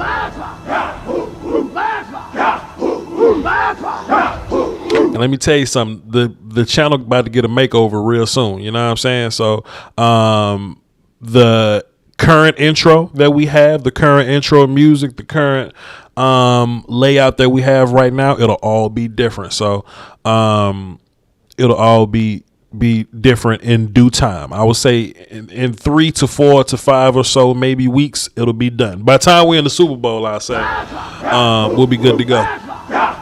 We'll be good to go. You understand? But there you go. All right.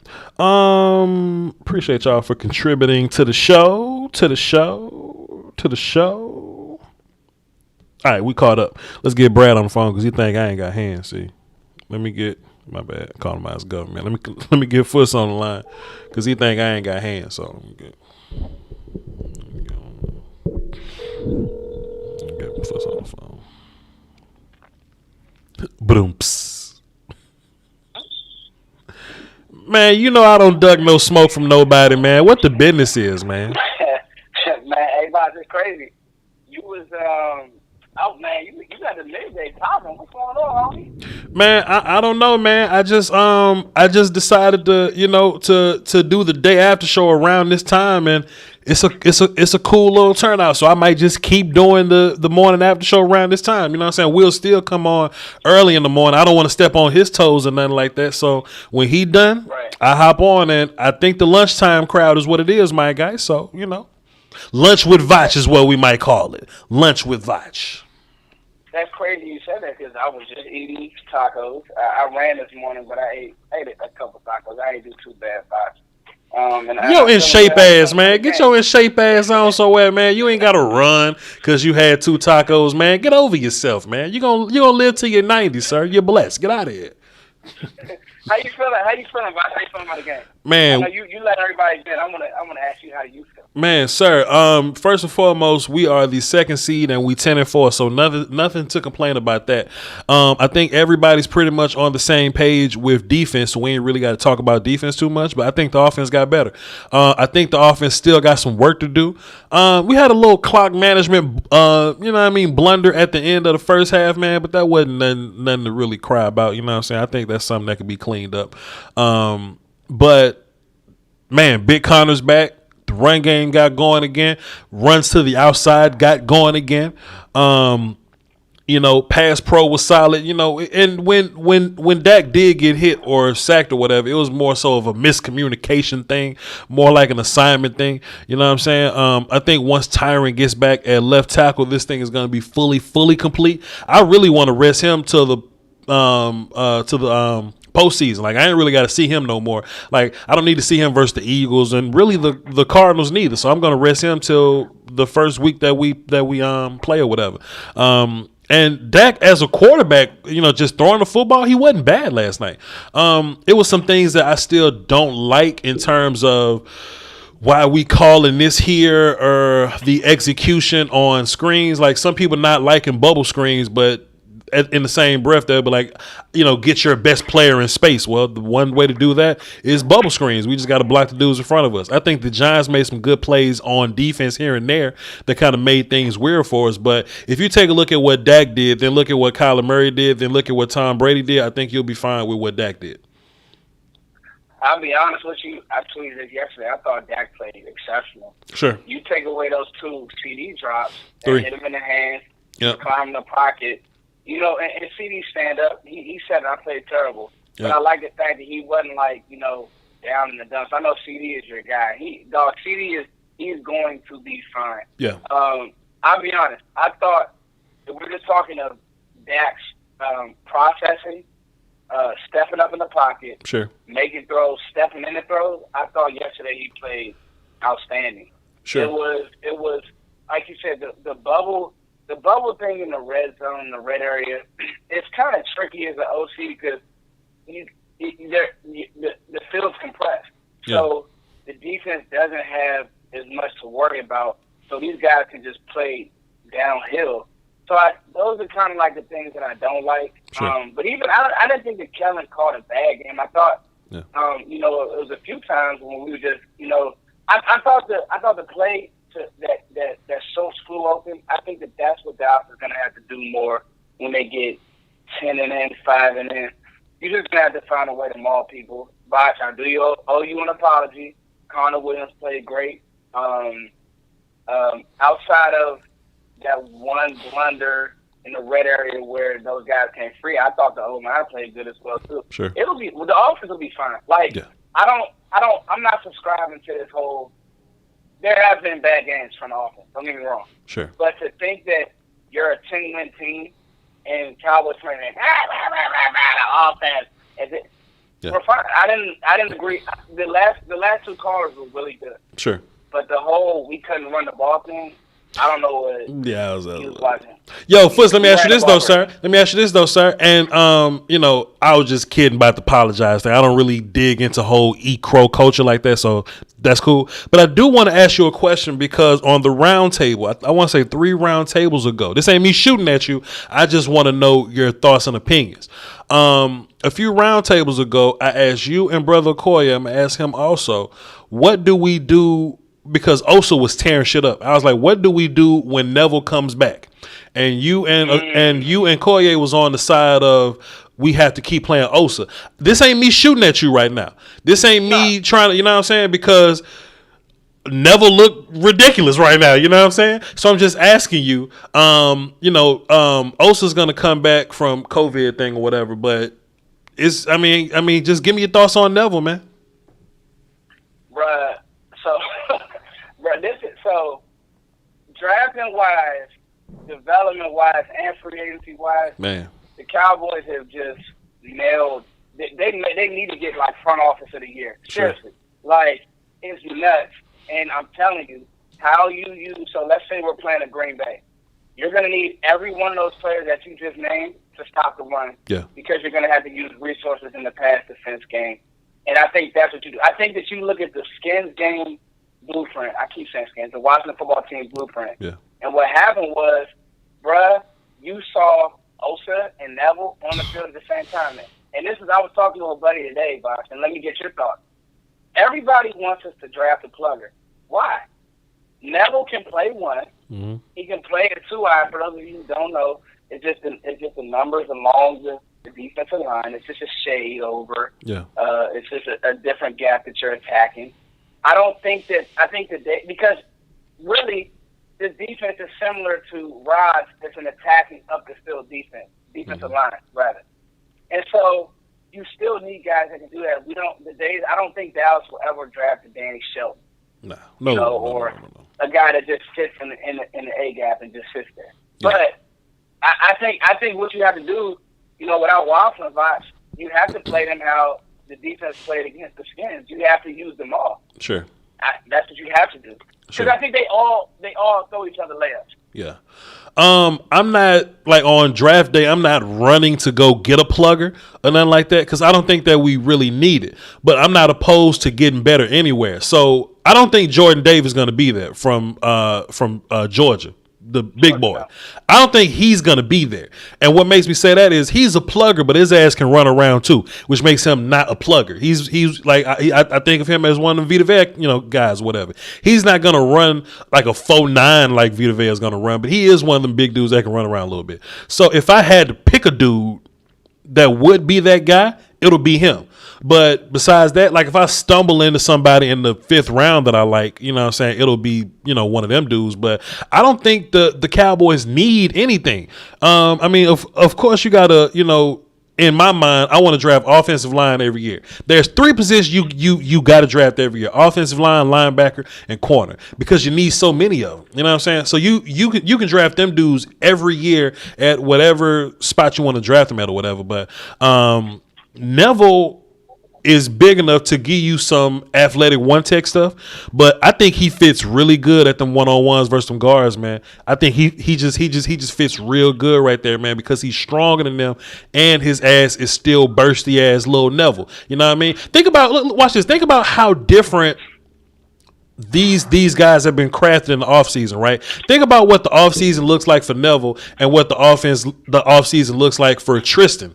On the film, Tristan standing next to Neville, Tristan looks tiny next to that dude. But I think they're crafting him to be a 3rd down pass rushy kind of guy. I think they're crafting Neville to be able to play both because he plays bursty, but he also gives you some good one-tech if you need him. So if Carlos Watkins is gone next year, probably so because he's a 1-year dude, I think your 2 interior dudes is Osa and Neville. I think your 2 interior guys are Osa and Neville. I think that Tristan is in the plan. Sure. And Voch, not to change. I want to ask you a question, please, real quick. Please. And I know you got a lot of callers who want to get through. And you guys, man, this dude Voch is killing everything straight up. Voch, I'm safety guy. I'm on the roof guy. Yeah. And I've been getting into the draft and Malik, especially in the top. Yeah. At the top 10 of the draft, and I'm going to get into some of our thoughts. I like the San Diego State defensive end. We got plenty of time, but right now I want to live in this moment. We got plenty of time for the draft. Yeah. But have we found our safety? I think we found both of them. I was just about to say that. I think we found both. But look, Foots, though, this is my thing, though. I can't be oblivious to the idea that Malik could lay down and go ouch. So if it's up to me, Foots, I would like to draft a guy to be available while we continue to evaluate Malik. I think strong safety is sold up. I think if we can bring that dude back, I don't know how much it's going to cost, but if you can bring Curse back, that's valuable for what you're doing. Green dot dude, leader dude, tone setting dude, hitter, cover dude, nickel, linebacker, deep guy. You gotta keep Curse around. I don't know how to do it. I will sacrifice I will sacrifice Big Connor, draft a guard if it means I can keep Curse. That's where I'm at with it.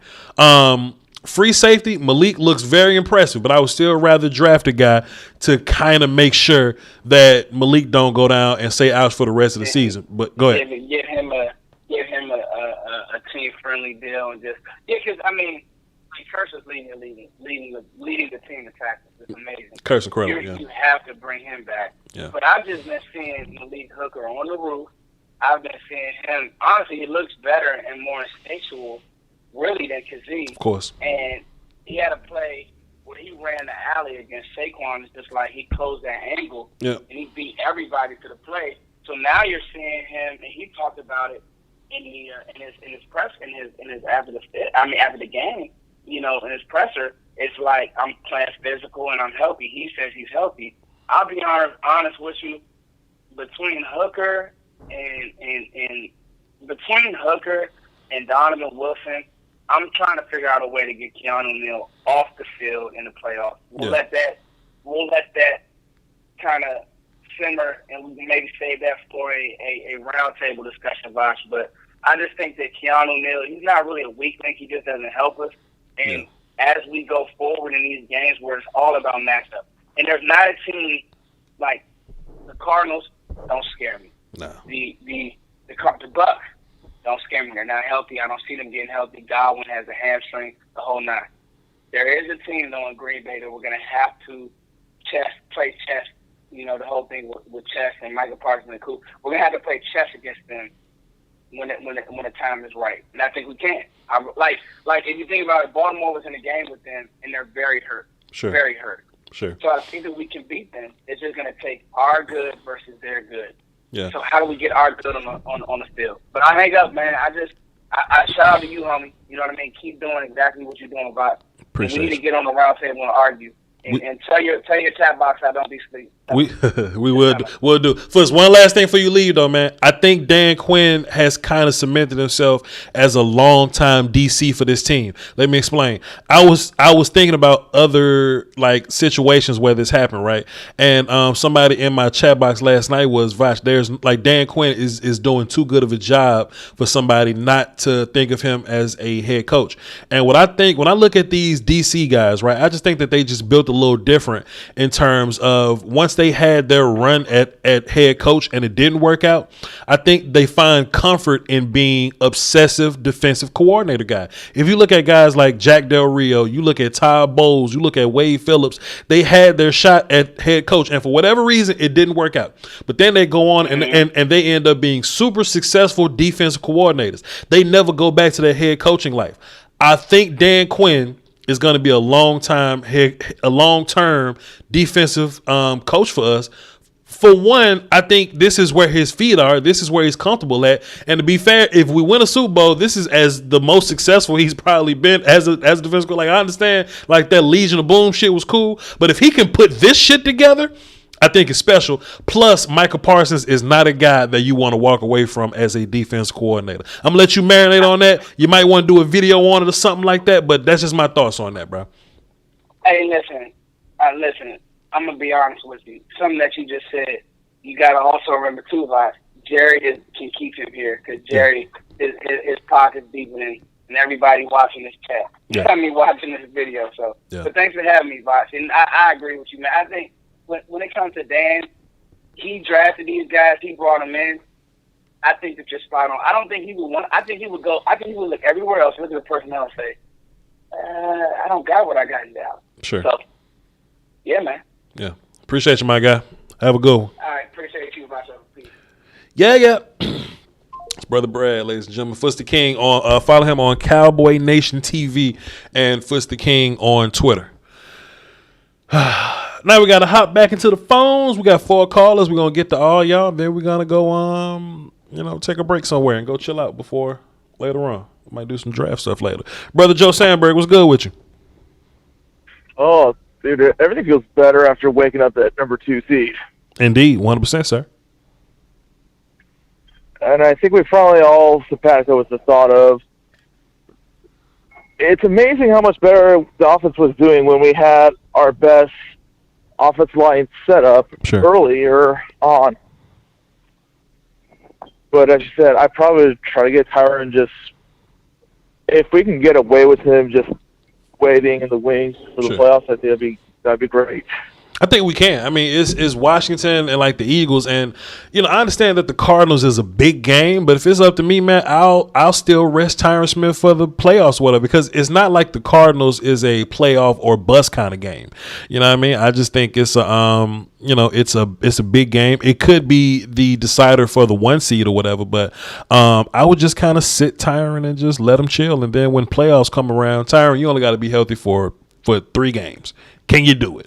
And I think he will be able to, but I don't know. But we'll cross that road whenever we get there, Well, I guess one way you could try to get away with is just trying to keep on.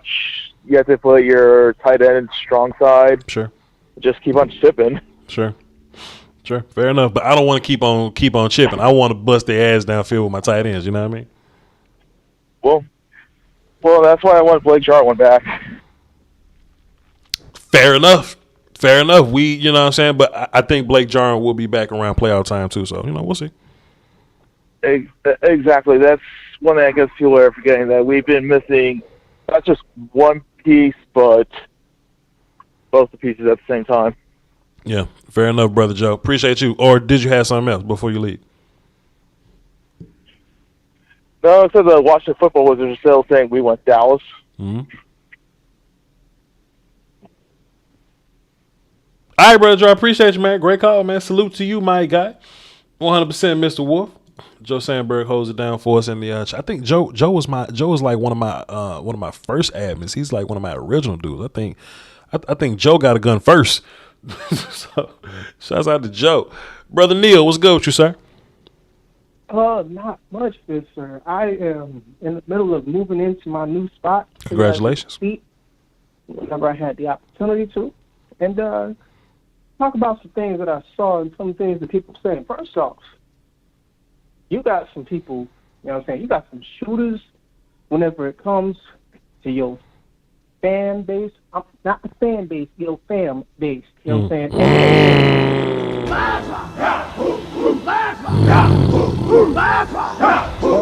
Not my fan base, but my fam base. I love that. Go ahead.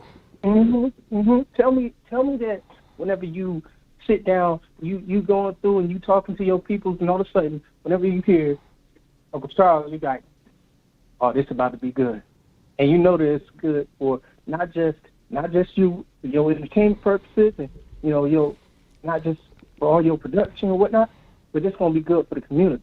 Mm-hmm. And then you hear Short Dog, he hop up in there, you like, it's gonna be good for the community. Sure. And then you got all of your peoples around you. You know what I'm saying? All the other content creators that just pop up in. Man, look, if y'all ain't already followed this man, whether it's on Twitter, whether it's right here on YouTube, or anything else he got going on, shit. That's what you're doing. That's click that shit. Come on. Follow, subscribe, all of that. Come on. Get it done. Man. Now, as far as what I got, I wanted, when I was looking at Neville breakdown, there was a play that I wish that you had gotten into. And if you have an opportunity to go back to that second Micah Parsons sack, pay no attention to Micah, but go back to Neville. Look directly at Neville and watch what he does. I saw it and I was like, I'm sure, I know for a fact that Voch had to see it. And you didn't say it, you didn't acknowledge it, but I don't think you saw it. You talking about in the Washington game? Talking about in the Washington game? Yeah, in the Washington game. In the Washington game. Let's see. I'm checking my notes. Micah and Micah. Let's go see together. You know what? Let's do this. We ain't doing nothing else. Let's go to. Let's see. Let's see if I can figure this out real quick. So I'm going to minimize phones. I'm gonna minimize music. I'm gonna go to Cowboy film. You said a Washington game. Yep. So we're gonna pull up Washington game. We're gonna go to OBS and we're gonna yo chat. We're gonna watch film today. Come on now. And we're going to go to VLC. We got film on the screen. So you said Micah Parsons, his second sack. Mm-hmm. Let's see. Let me go down my notes here. So that's at 21-21. So let's go to the 21-21 mark. I hope it's 21-21. Sometimes my notes don't be adding up. Let's take a look. See here. Okay, so this is in game with a Neville Gallimore anchor. Let's see what's going on here. This is the Micah sack. Okay, cool. Now let's go see what Neville did. Let's see. Let's just see here. Neville's over the center here. Okay. Let's see here. Would you be alluding to the idea that the center didn't block Micah Parsons because Neville took up the center and he eventually ended up on the right guard and D-Law stunts over the top and the damn center on the ground, so he the damn. Yes, that's the point. That's the main thing. Did you see how far that man flew? Let me go see. Watch how it man. It was like he levitated. He tripped, sir. He tripped. It's 3 Cowboys and 8 gap right now. It's 3 Cowboys and 8 gap right now. He tripped, sir. Let me hold on. You did bust his ass though. Since you're online, trying to rush it back online and talk to you. I'm a little bit behind, so we gonna. Let me go look at Micah's first sack and make sure you ain't talking about that sack. Let's see, 18-42. Let's see what happened here. Did he? Let's see. Neville got a little more busy on this play. Let's take a look at the wide view to see if let's see. No, he did not trip. I had to run it back. He did not trip. Watch. That motherfucker trip, man. Yo, Neil, he tripped.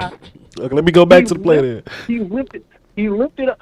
Now, okay, but okay, so let's say that he did trip. I don't know, man. You made me do all this work. You made me do all this work, and that man tripped and fell. Okay, so look, let's run this from this. Let's go from the angle and say that he tripped. All right. Why did he even get to that point? Okay, that's fair. Neville. Well, but then I don't know because maybe he's going backwards because he's past setting. I don't know. Neville, he's past setting to give himself more depth here, and I don't know, fam. I did a lot of work. I did a lot of work to pull this off. For me, what I'm getting at is that first off, you didn't see that before, okay? So even if because he tripped, even what I'm okay. I didn't think it was important. There was a lot of push. There was a strong push, and you didn't see that before in prior Cowboy teams. Fair enough. Okay, go ahead. Even if you go back to last year, you did not see that. Gotcha. You saw a lot. You may have seen them holding the line or whatnot. Yeah. You saw a lot of people whenever they come around the corner, they over pursue, and then they give a lane to the cornerback, and they'd end up scrambling for 8-9 yards. End up with a first down whenever it could have been, 4th and whatever, right? This is a whole different team. Neville now, that entire pocket is getting pushed on all fronts, and you've got somebody like Neville who is now just brutalizing people, grabbing them, taking their lunch money, and then telling them that they got into the first to give them some more. You know what I'm saying? Mm-hmm. My point is that this defense is different. You know what I'm saying? You went from suburbs, Cowboys D, to welcome to the hood. Feel me? Mm-hmm. Other part, I'm listening to all the content that you're telling people about, what's going on with CD and Amari, and I started thinking of this analogy where it's like you hear the 4-letter networks and you start thinking, what does chopping wood, breaking glass, and a German Shepherd have to do with the Dallas Cowboys? What does chopping wood? Hold on. What does chopping wood, breaking glass, and doing what got to do with the Cowboys? I said, what does chopping wood, breaking glass, and a German Shepherd have to do with the Cowboys? Absolutely nothing. Absolutely nothing. What they're saying, the things that they're telling you about the Dallas Cowboys have absolutely nothing to do with what's going on with this team. Because you will listen to them and they'll say, this is what happened on this play and blah, blah, blah, and whatnot. And if you actually pay attention to the play and stuff, because I've been paying attention to your content, shout out Lombardi, make sure that you watch him every time he drops content. whenever you see your content, you actually figure out what's truly going on down with these plays. And they start talking about, well, X person was dropping passes or Y person can't. No, it's mainly whenever they say certain people can't get open. And then you actually see what's truly happening. It's play design.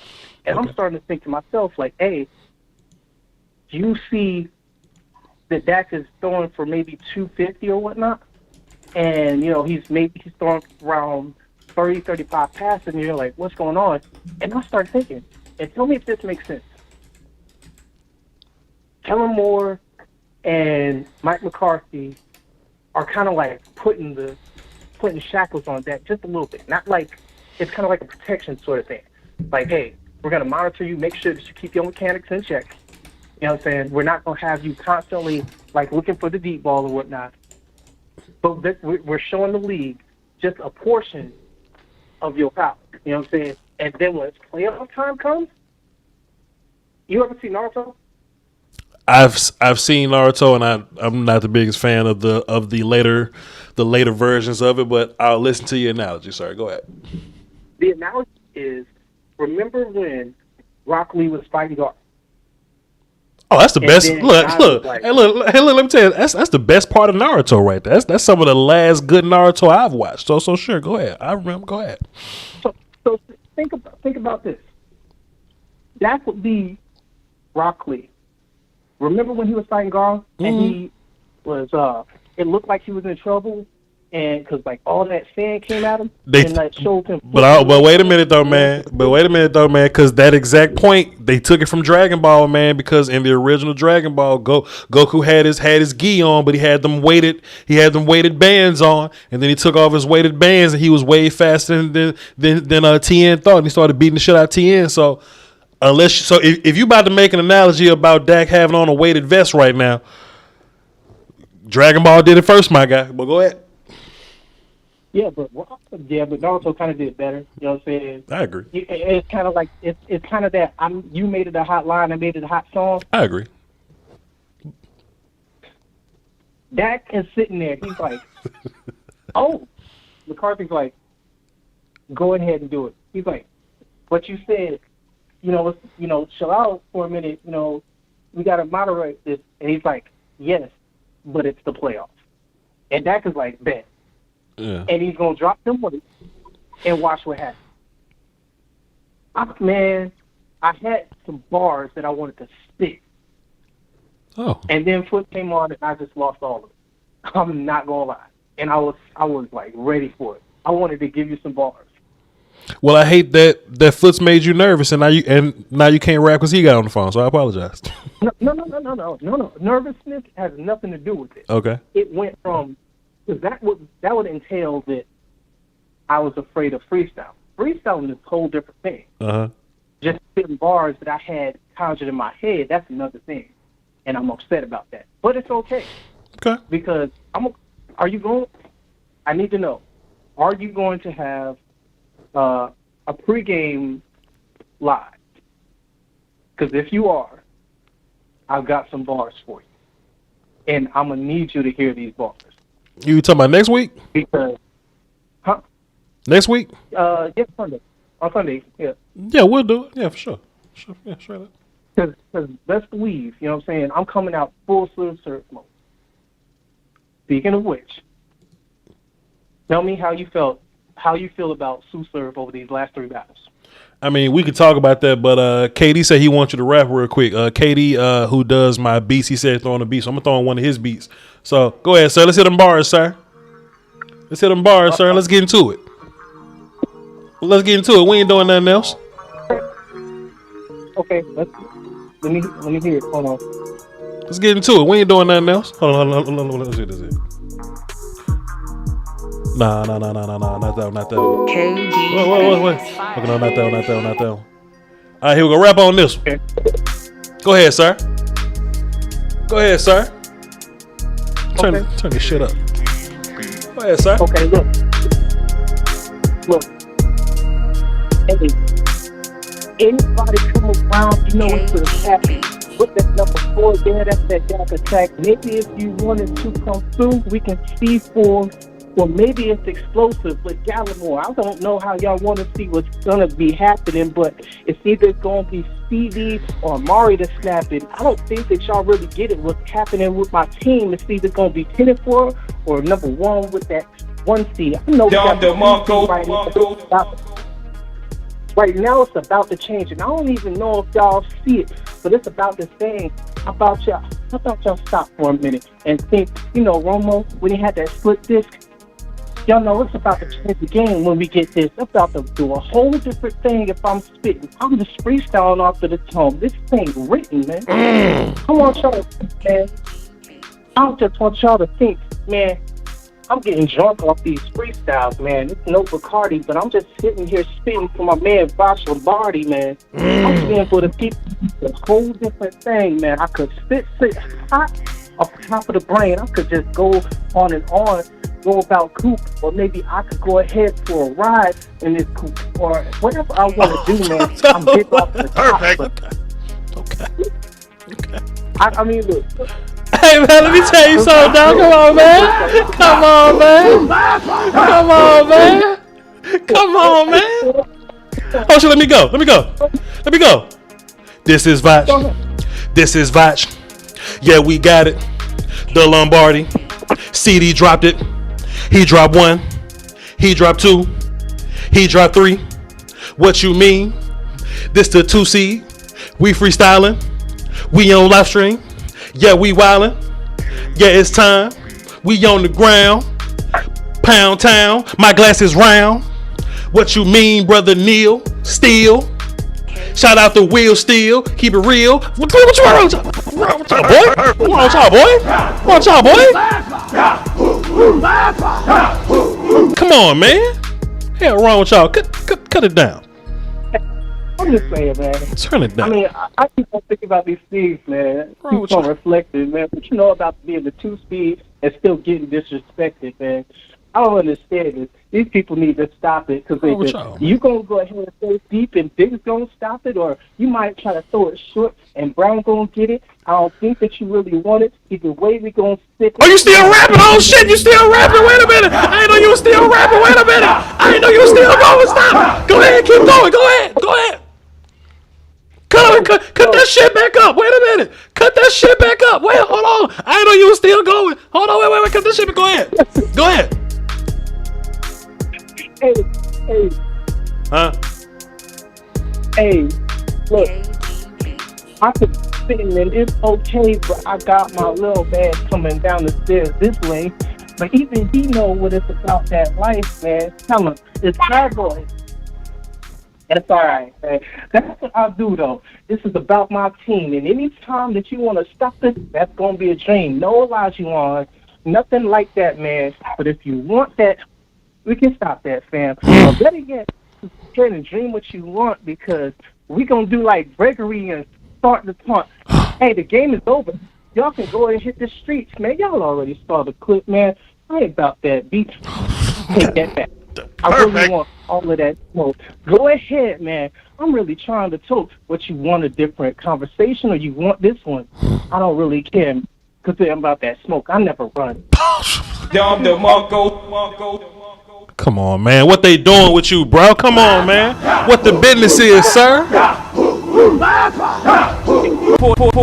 And nice cold water. Man, come on, man. Brother, oh shit. This is me, you know what I'm saying? It's me, bro.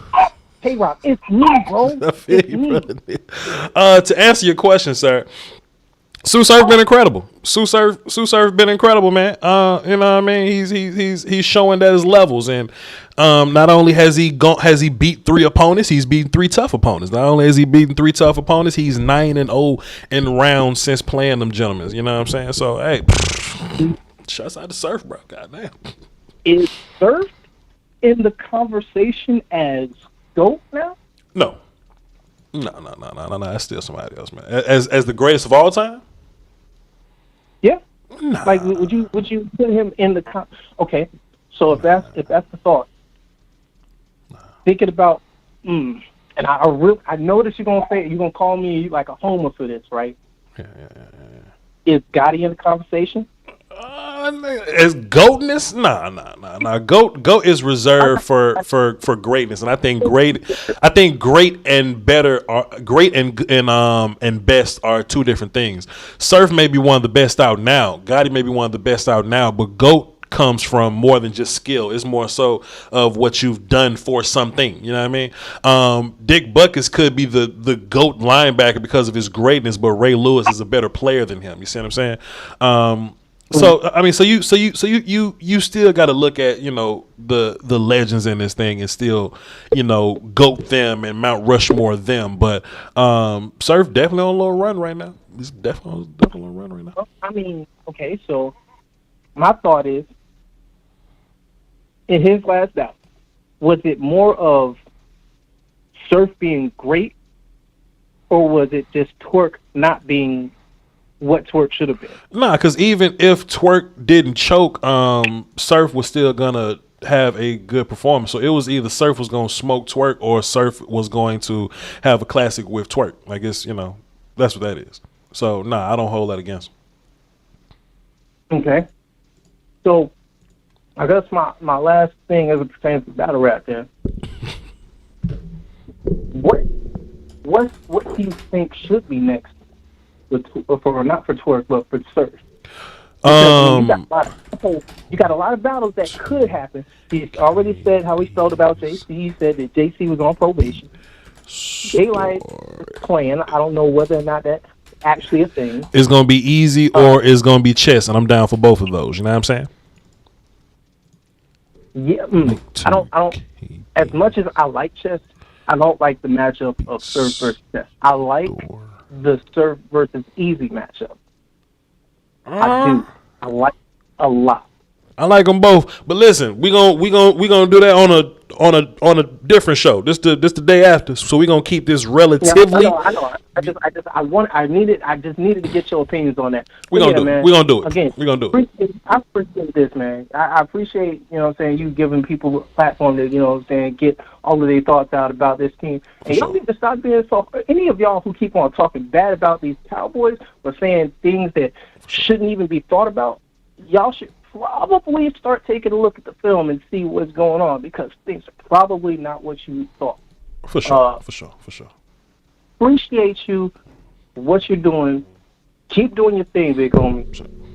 And salute you for, you know what I'm saying, let me get my bars off, you know what I'm saying? I got bars and I'm a Cowboys fan, so you can go to the game.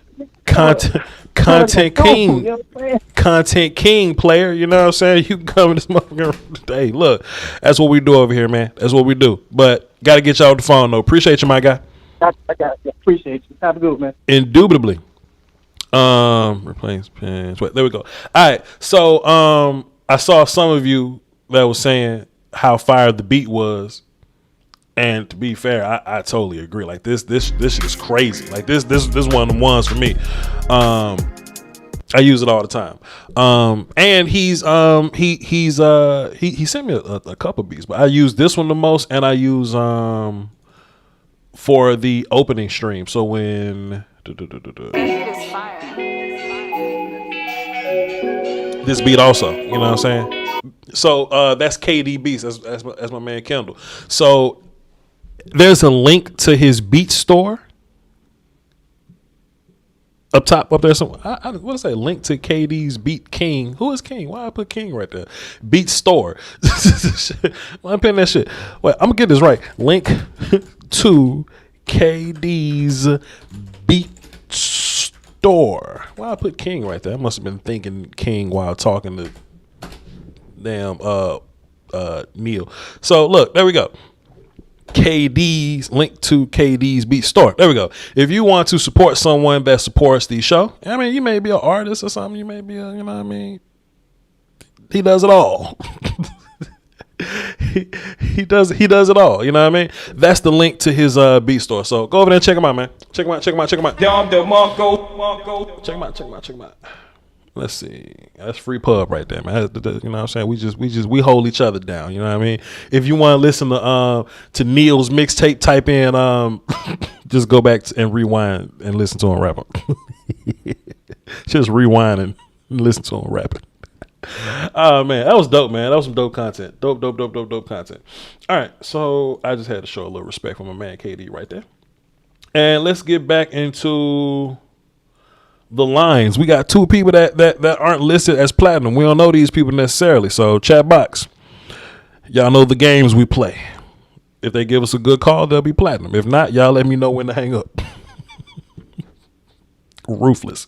All right, so 254. Let's get them on the line. 254. What's up? Who this? My boy Voch, man. It's Gaddafi, bro. How's it going, my boy? Gaddafi that rap with Tupac? Man, I'm something like it, bro. Something like it. I got you, my guy. What you got for the show? Man, I appreciate you for picking up the phone, man. I just wanted to get a couple of things off real quick, bro. Just first and foremost, I was born in 98. You know what I'm saying? I didn't have the luxury of watching the likes of a Roger Starbuck, you know what I'm saying? Tony Dorsett, Troy, Mike, Emmett, many more. We ain't got necessarily the time to run through, but I say that to say this. I just knew it couldn't get no worse than what I was subjected to last year. You know what I'm saying? So to see the defense attack the ball, seemingly, you know what I'm saying, really starting to dial in, to see the depth on both sides. Now, regardless of what you feel about the climate of this offense currently, you feel me? These boys playing with a purpose, and I can't do nothing but tip my hat and be a damn fan. Man. You know what I'm saying? You said it not too long ago.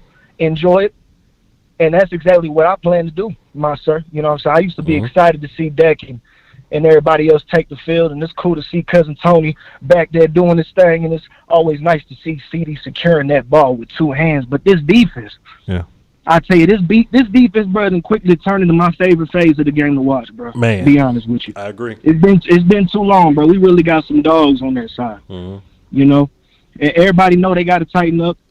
But hell, we 10-4. You know what I'm saying? Looking at the back of the number one seed's head, you feel me? It's a lot of games we would have lost last year that we done turned the tide on. You feel me? So that's just the beauty and the struggle, Voch. You feel me? That's the difference I feel like between them fair weather fans and them diehards. It's a fine line between them fair weather and the quote unquote realists. Being real is understanding shit ain't gonna be sweet all the time. You feel me? Real is understanding we got the tools to go get it any given Sunday. Fair weather folks act like they ain't never had to deal with no hardships, bro. You know what I'm saying? The lows that come with the highs. They don't know how to maintain through the pain. Shit, we gonna be good, bro. Yeah. You know what I'm saying? Straight up. And as far as we're supposed to be talking down, bro, they not gonna stop downplaying and hating. You feel me? I'm gonna keep it high with you, Voch. I don't even want them to. Yeah. Shit gonna make it that much sweeter when we, you know what I'm saying, doing the damn thing in SoFi. We finna handle the Washington Foreskins. Arizona might want to get on their high horse. You know what I'm saying? Otherwise, they gonna be in for a rude awakening come the second of next month too. Yeah. Fair enough. Yo, Gaddafi, this was a great call, man. Appreciate you, my good sir. Call back, and I'll put you down platinum, so next time you call in, I'll know it's you. Appreciate you. Yes, sir. He said he was born in 98. I was born in 92, so I really missed it all, too. You know what I'm saying? I wasn't watching Cowboy football at 3 or really knew what I was watching at 3 years old or whatever. So I definitely sympathize with that. I mean, I understand. Something else, too, man. I'm totally offensive guy. I'm offense all day, every day, no problem. I nerd out over offense. This defense is super fun to watch. I ain't never watched I ain't never liked the defense that much where it was that fun to just watch them. I totally agree there. Hey, yo, man, this is a fire ass show, man. Drop flames in the chat box if this show has been incredible. Just you know what I'm saying? Please. Like, come on, man. Like, are you kidding me? Are you kidding me? This been one of the ones, man, and you know, we should do more of these around the lunchtime hour. You know what I'm saying? We've gone from lunchtime Eastern to it's about to be lunchtime West Coast time or whatever. You know what I'm saying? Pacific. Thank you. It's about to be lunchtime over there too. So, hey, man, there we go. Look at you, got some flames in the chat. Look at them flames in the chat. Love to see it. Last call for the day. Let's see what they all about. 615. What's up? Who this? What's up, Voch? This is your boy Absentee Quinn, second time caller, long time listener. Okay. Hey, I want to congratulate you on that point that you made about Dan Quinn. I really feel as long as Michael Parsons is on the team, he's gonna be there. Straight up. Because Michael Parsons, you can build around that guy. You can definitely build a whole defense around that guy. Straight up. And that's included if Randy Gray would go somewhere else or D-Law. I don't want them to, but you can build around that guy. Sure. And the second point I want to get out before I go, I know you about to be ready to do some things. I just want to say this. I feel that Cowboy Nation can sometimes be the most ungrateful fan base in the world. And the reason why I say that, this is December football. It's not September, it's not October. Ain't everything going to be pretty. You know what I mean? This is nitty-gritty football. They don't call it the nitty-gritty for nothing. We down to the nitty-gritty. And even the teams that don't play so well in the beginning of the season play well just to damage good teams' position in the playoffs. Straight up. And you got to think about this. Dak is playing good. He's playing the way he's supposed to right now. He's playing conservative football just to make it past these games. We won 21-6 yesterday.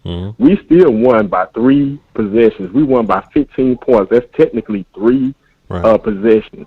He did great yesterday. The running game was not really vibrant, but it was vibrant enough for the team that we win against. We didn't have to go 1,000 yards against the New York football midgets. We know they was through. Straight up. So at the end of the day, I just feel that Cowboy Nation need to be a little bit more grateful for what they have. Last time around this time, we was talking about Tankathon and the draft and everything like that. We weren't even thinking about the playoffs.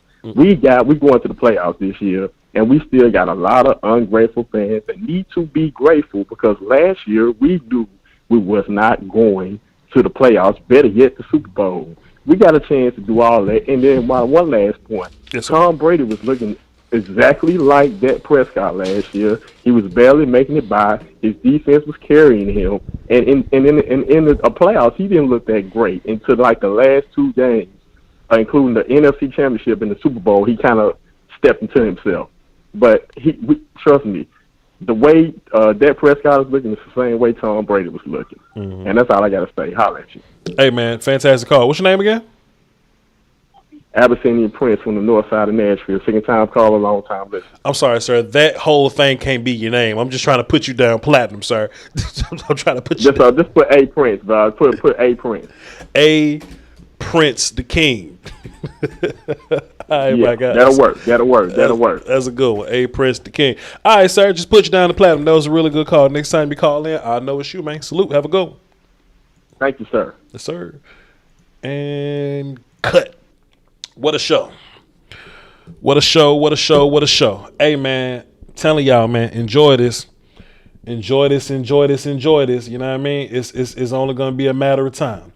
It's only going to be a matter of time before our Super Bowl dreams have been reached. And before you know it, there will be nothing that they will be able to do with us. You understand? Let's do one thing before we dip out as a family, as a unit, as a team. I love y'all, man. You know what I mean? Y'all not my fan base. Y'all my fam base. You know what I mean? Love it. Let's go show Law Nation some love, man. Now see, I don't really like rating Law Nation, man, because he don't be paying attention to us. You know, Law don't love us. You know what I mean? Just like Sky did yesterday, just ignored the shit out of this raid that J. Lombardi already over there. Look at him. Look at him, double crossing. Listen, man, this is what we're gonna do.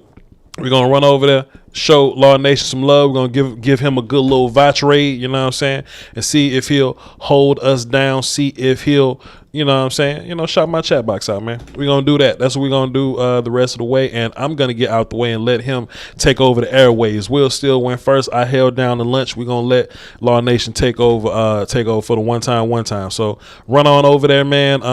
Hey, show some love. Tell them Voch sent you, and y'all have a great ass day. You understand me?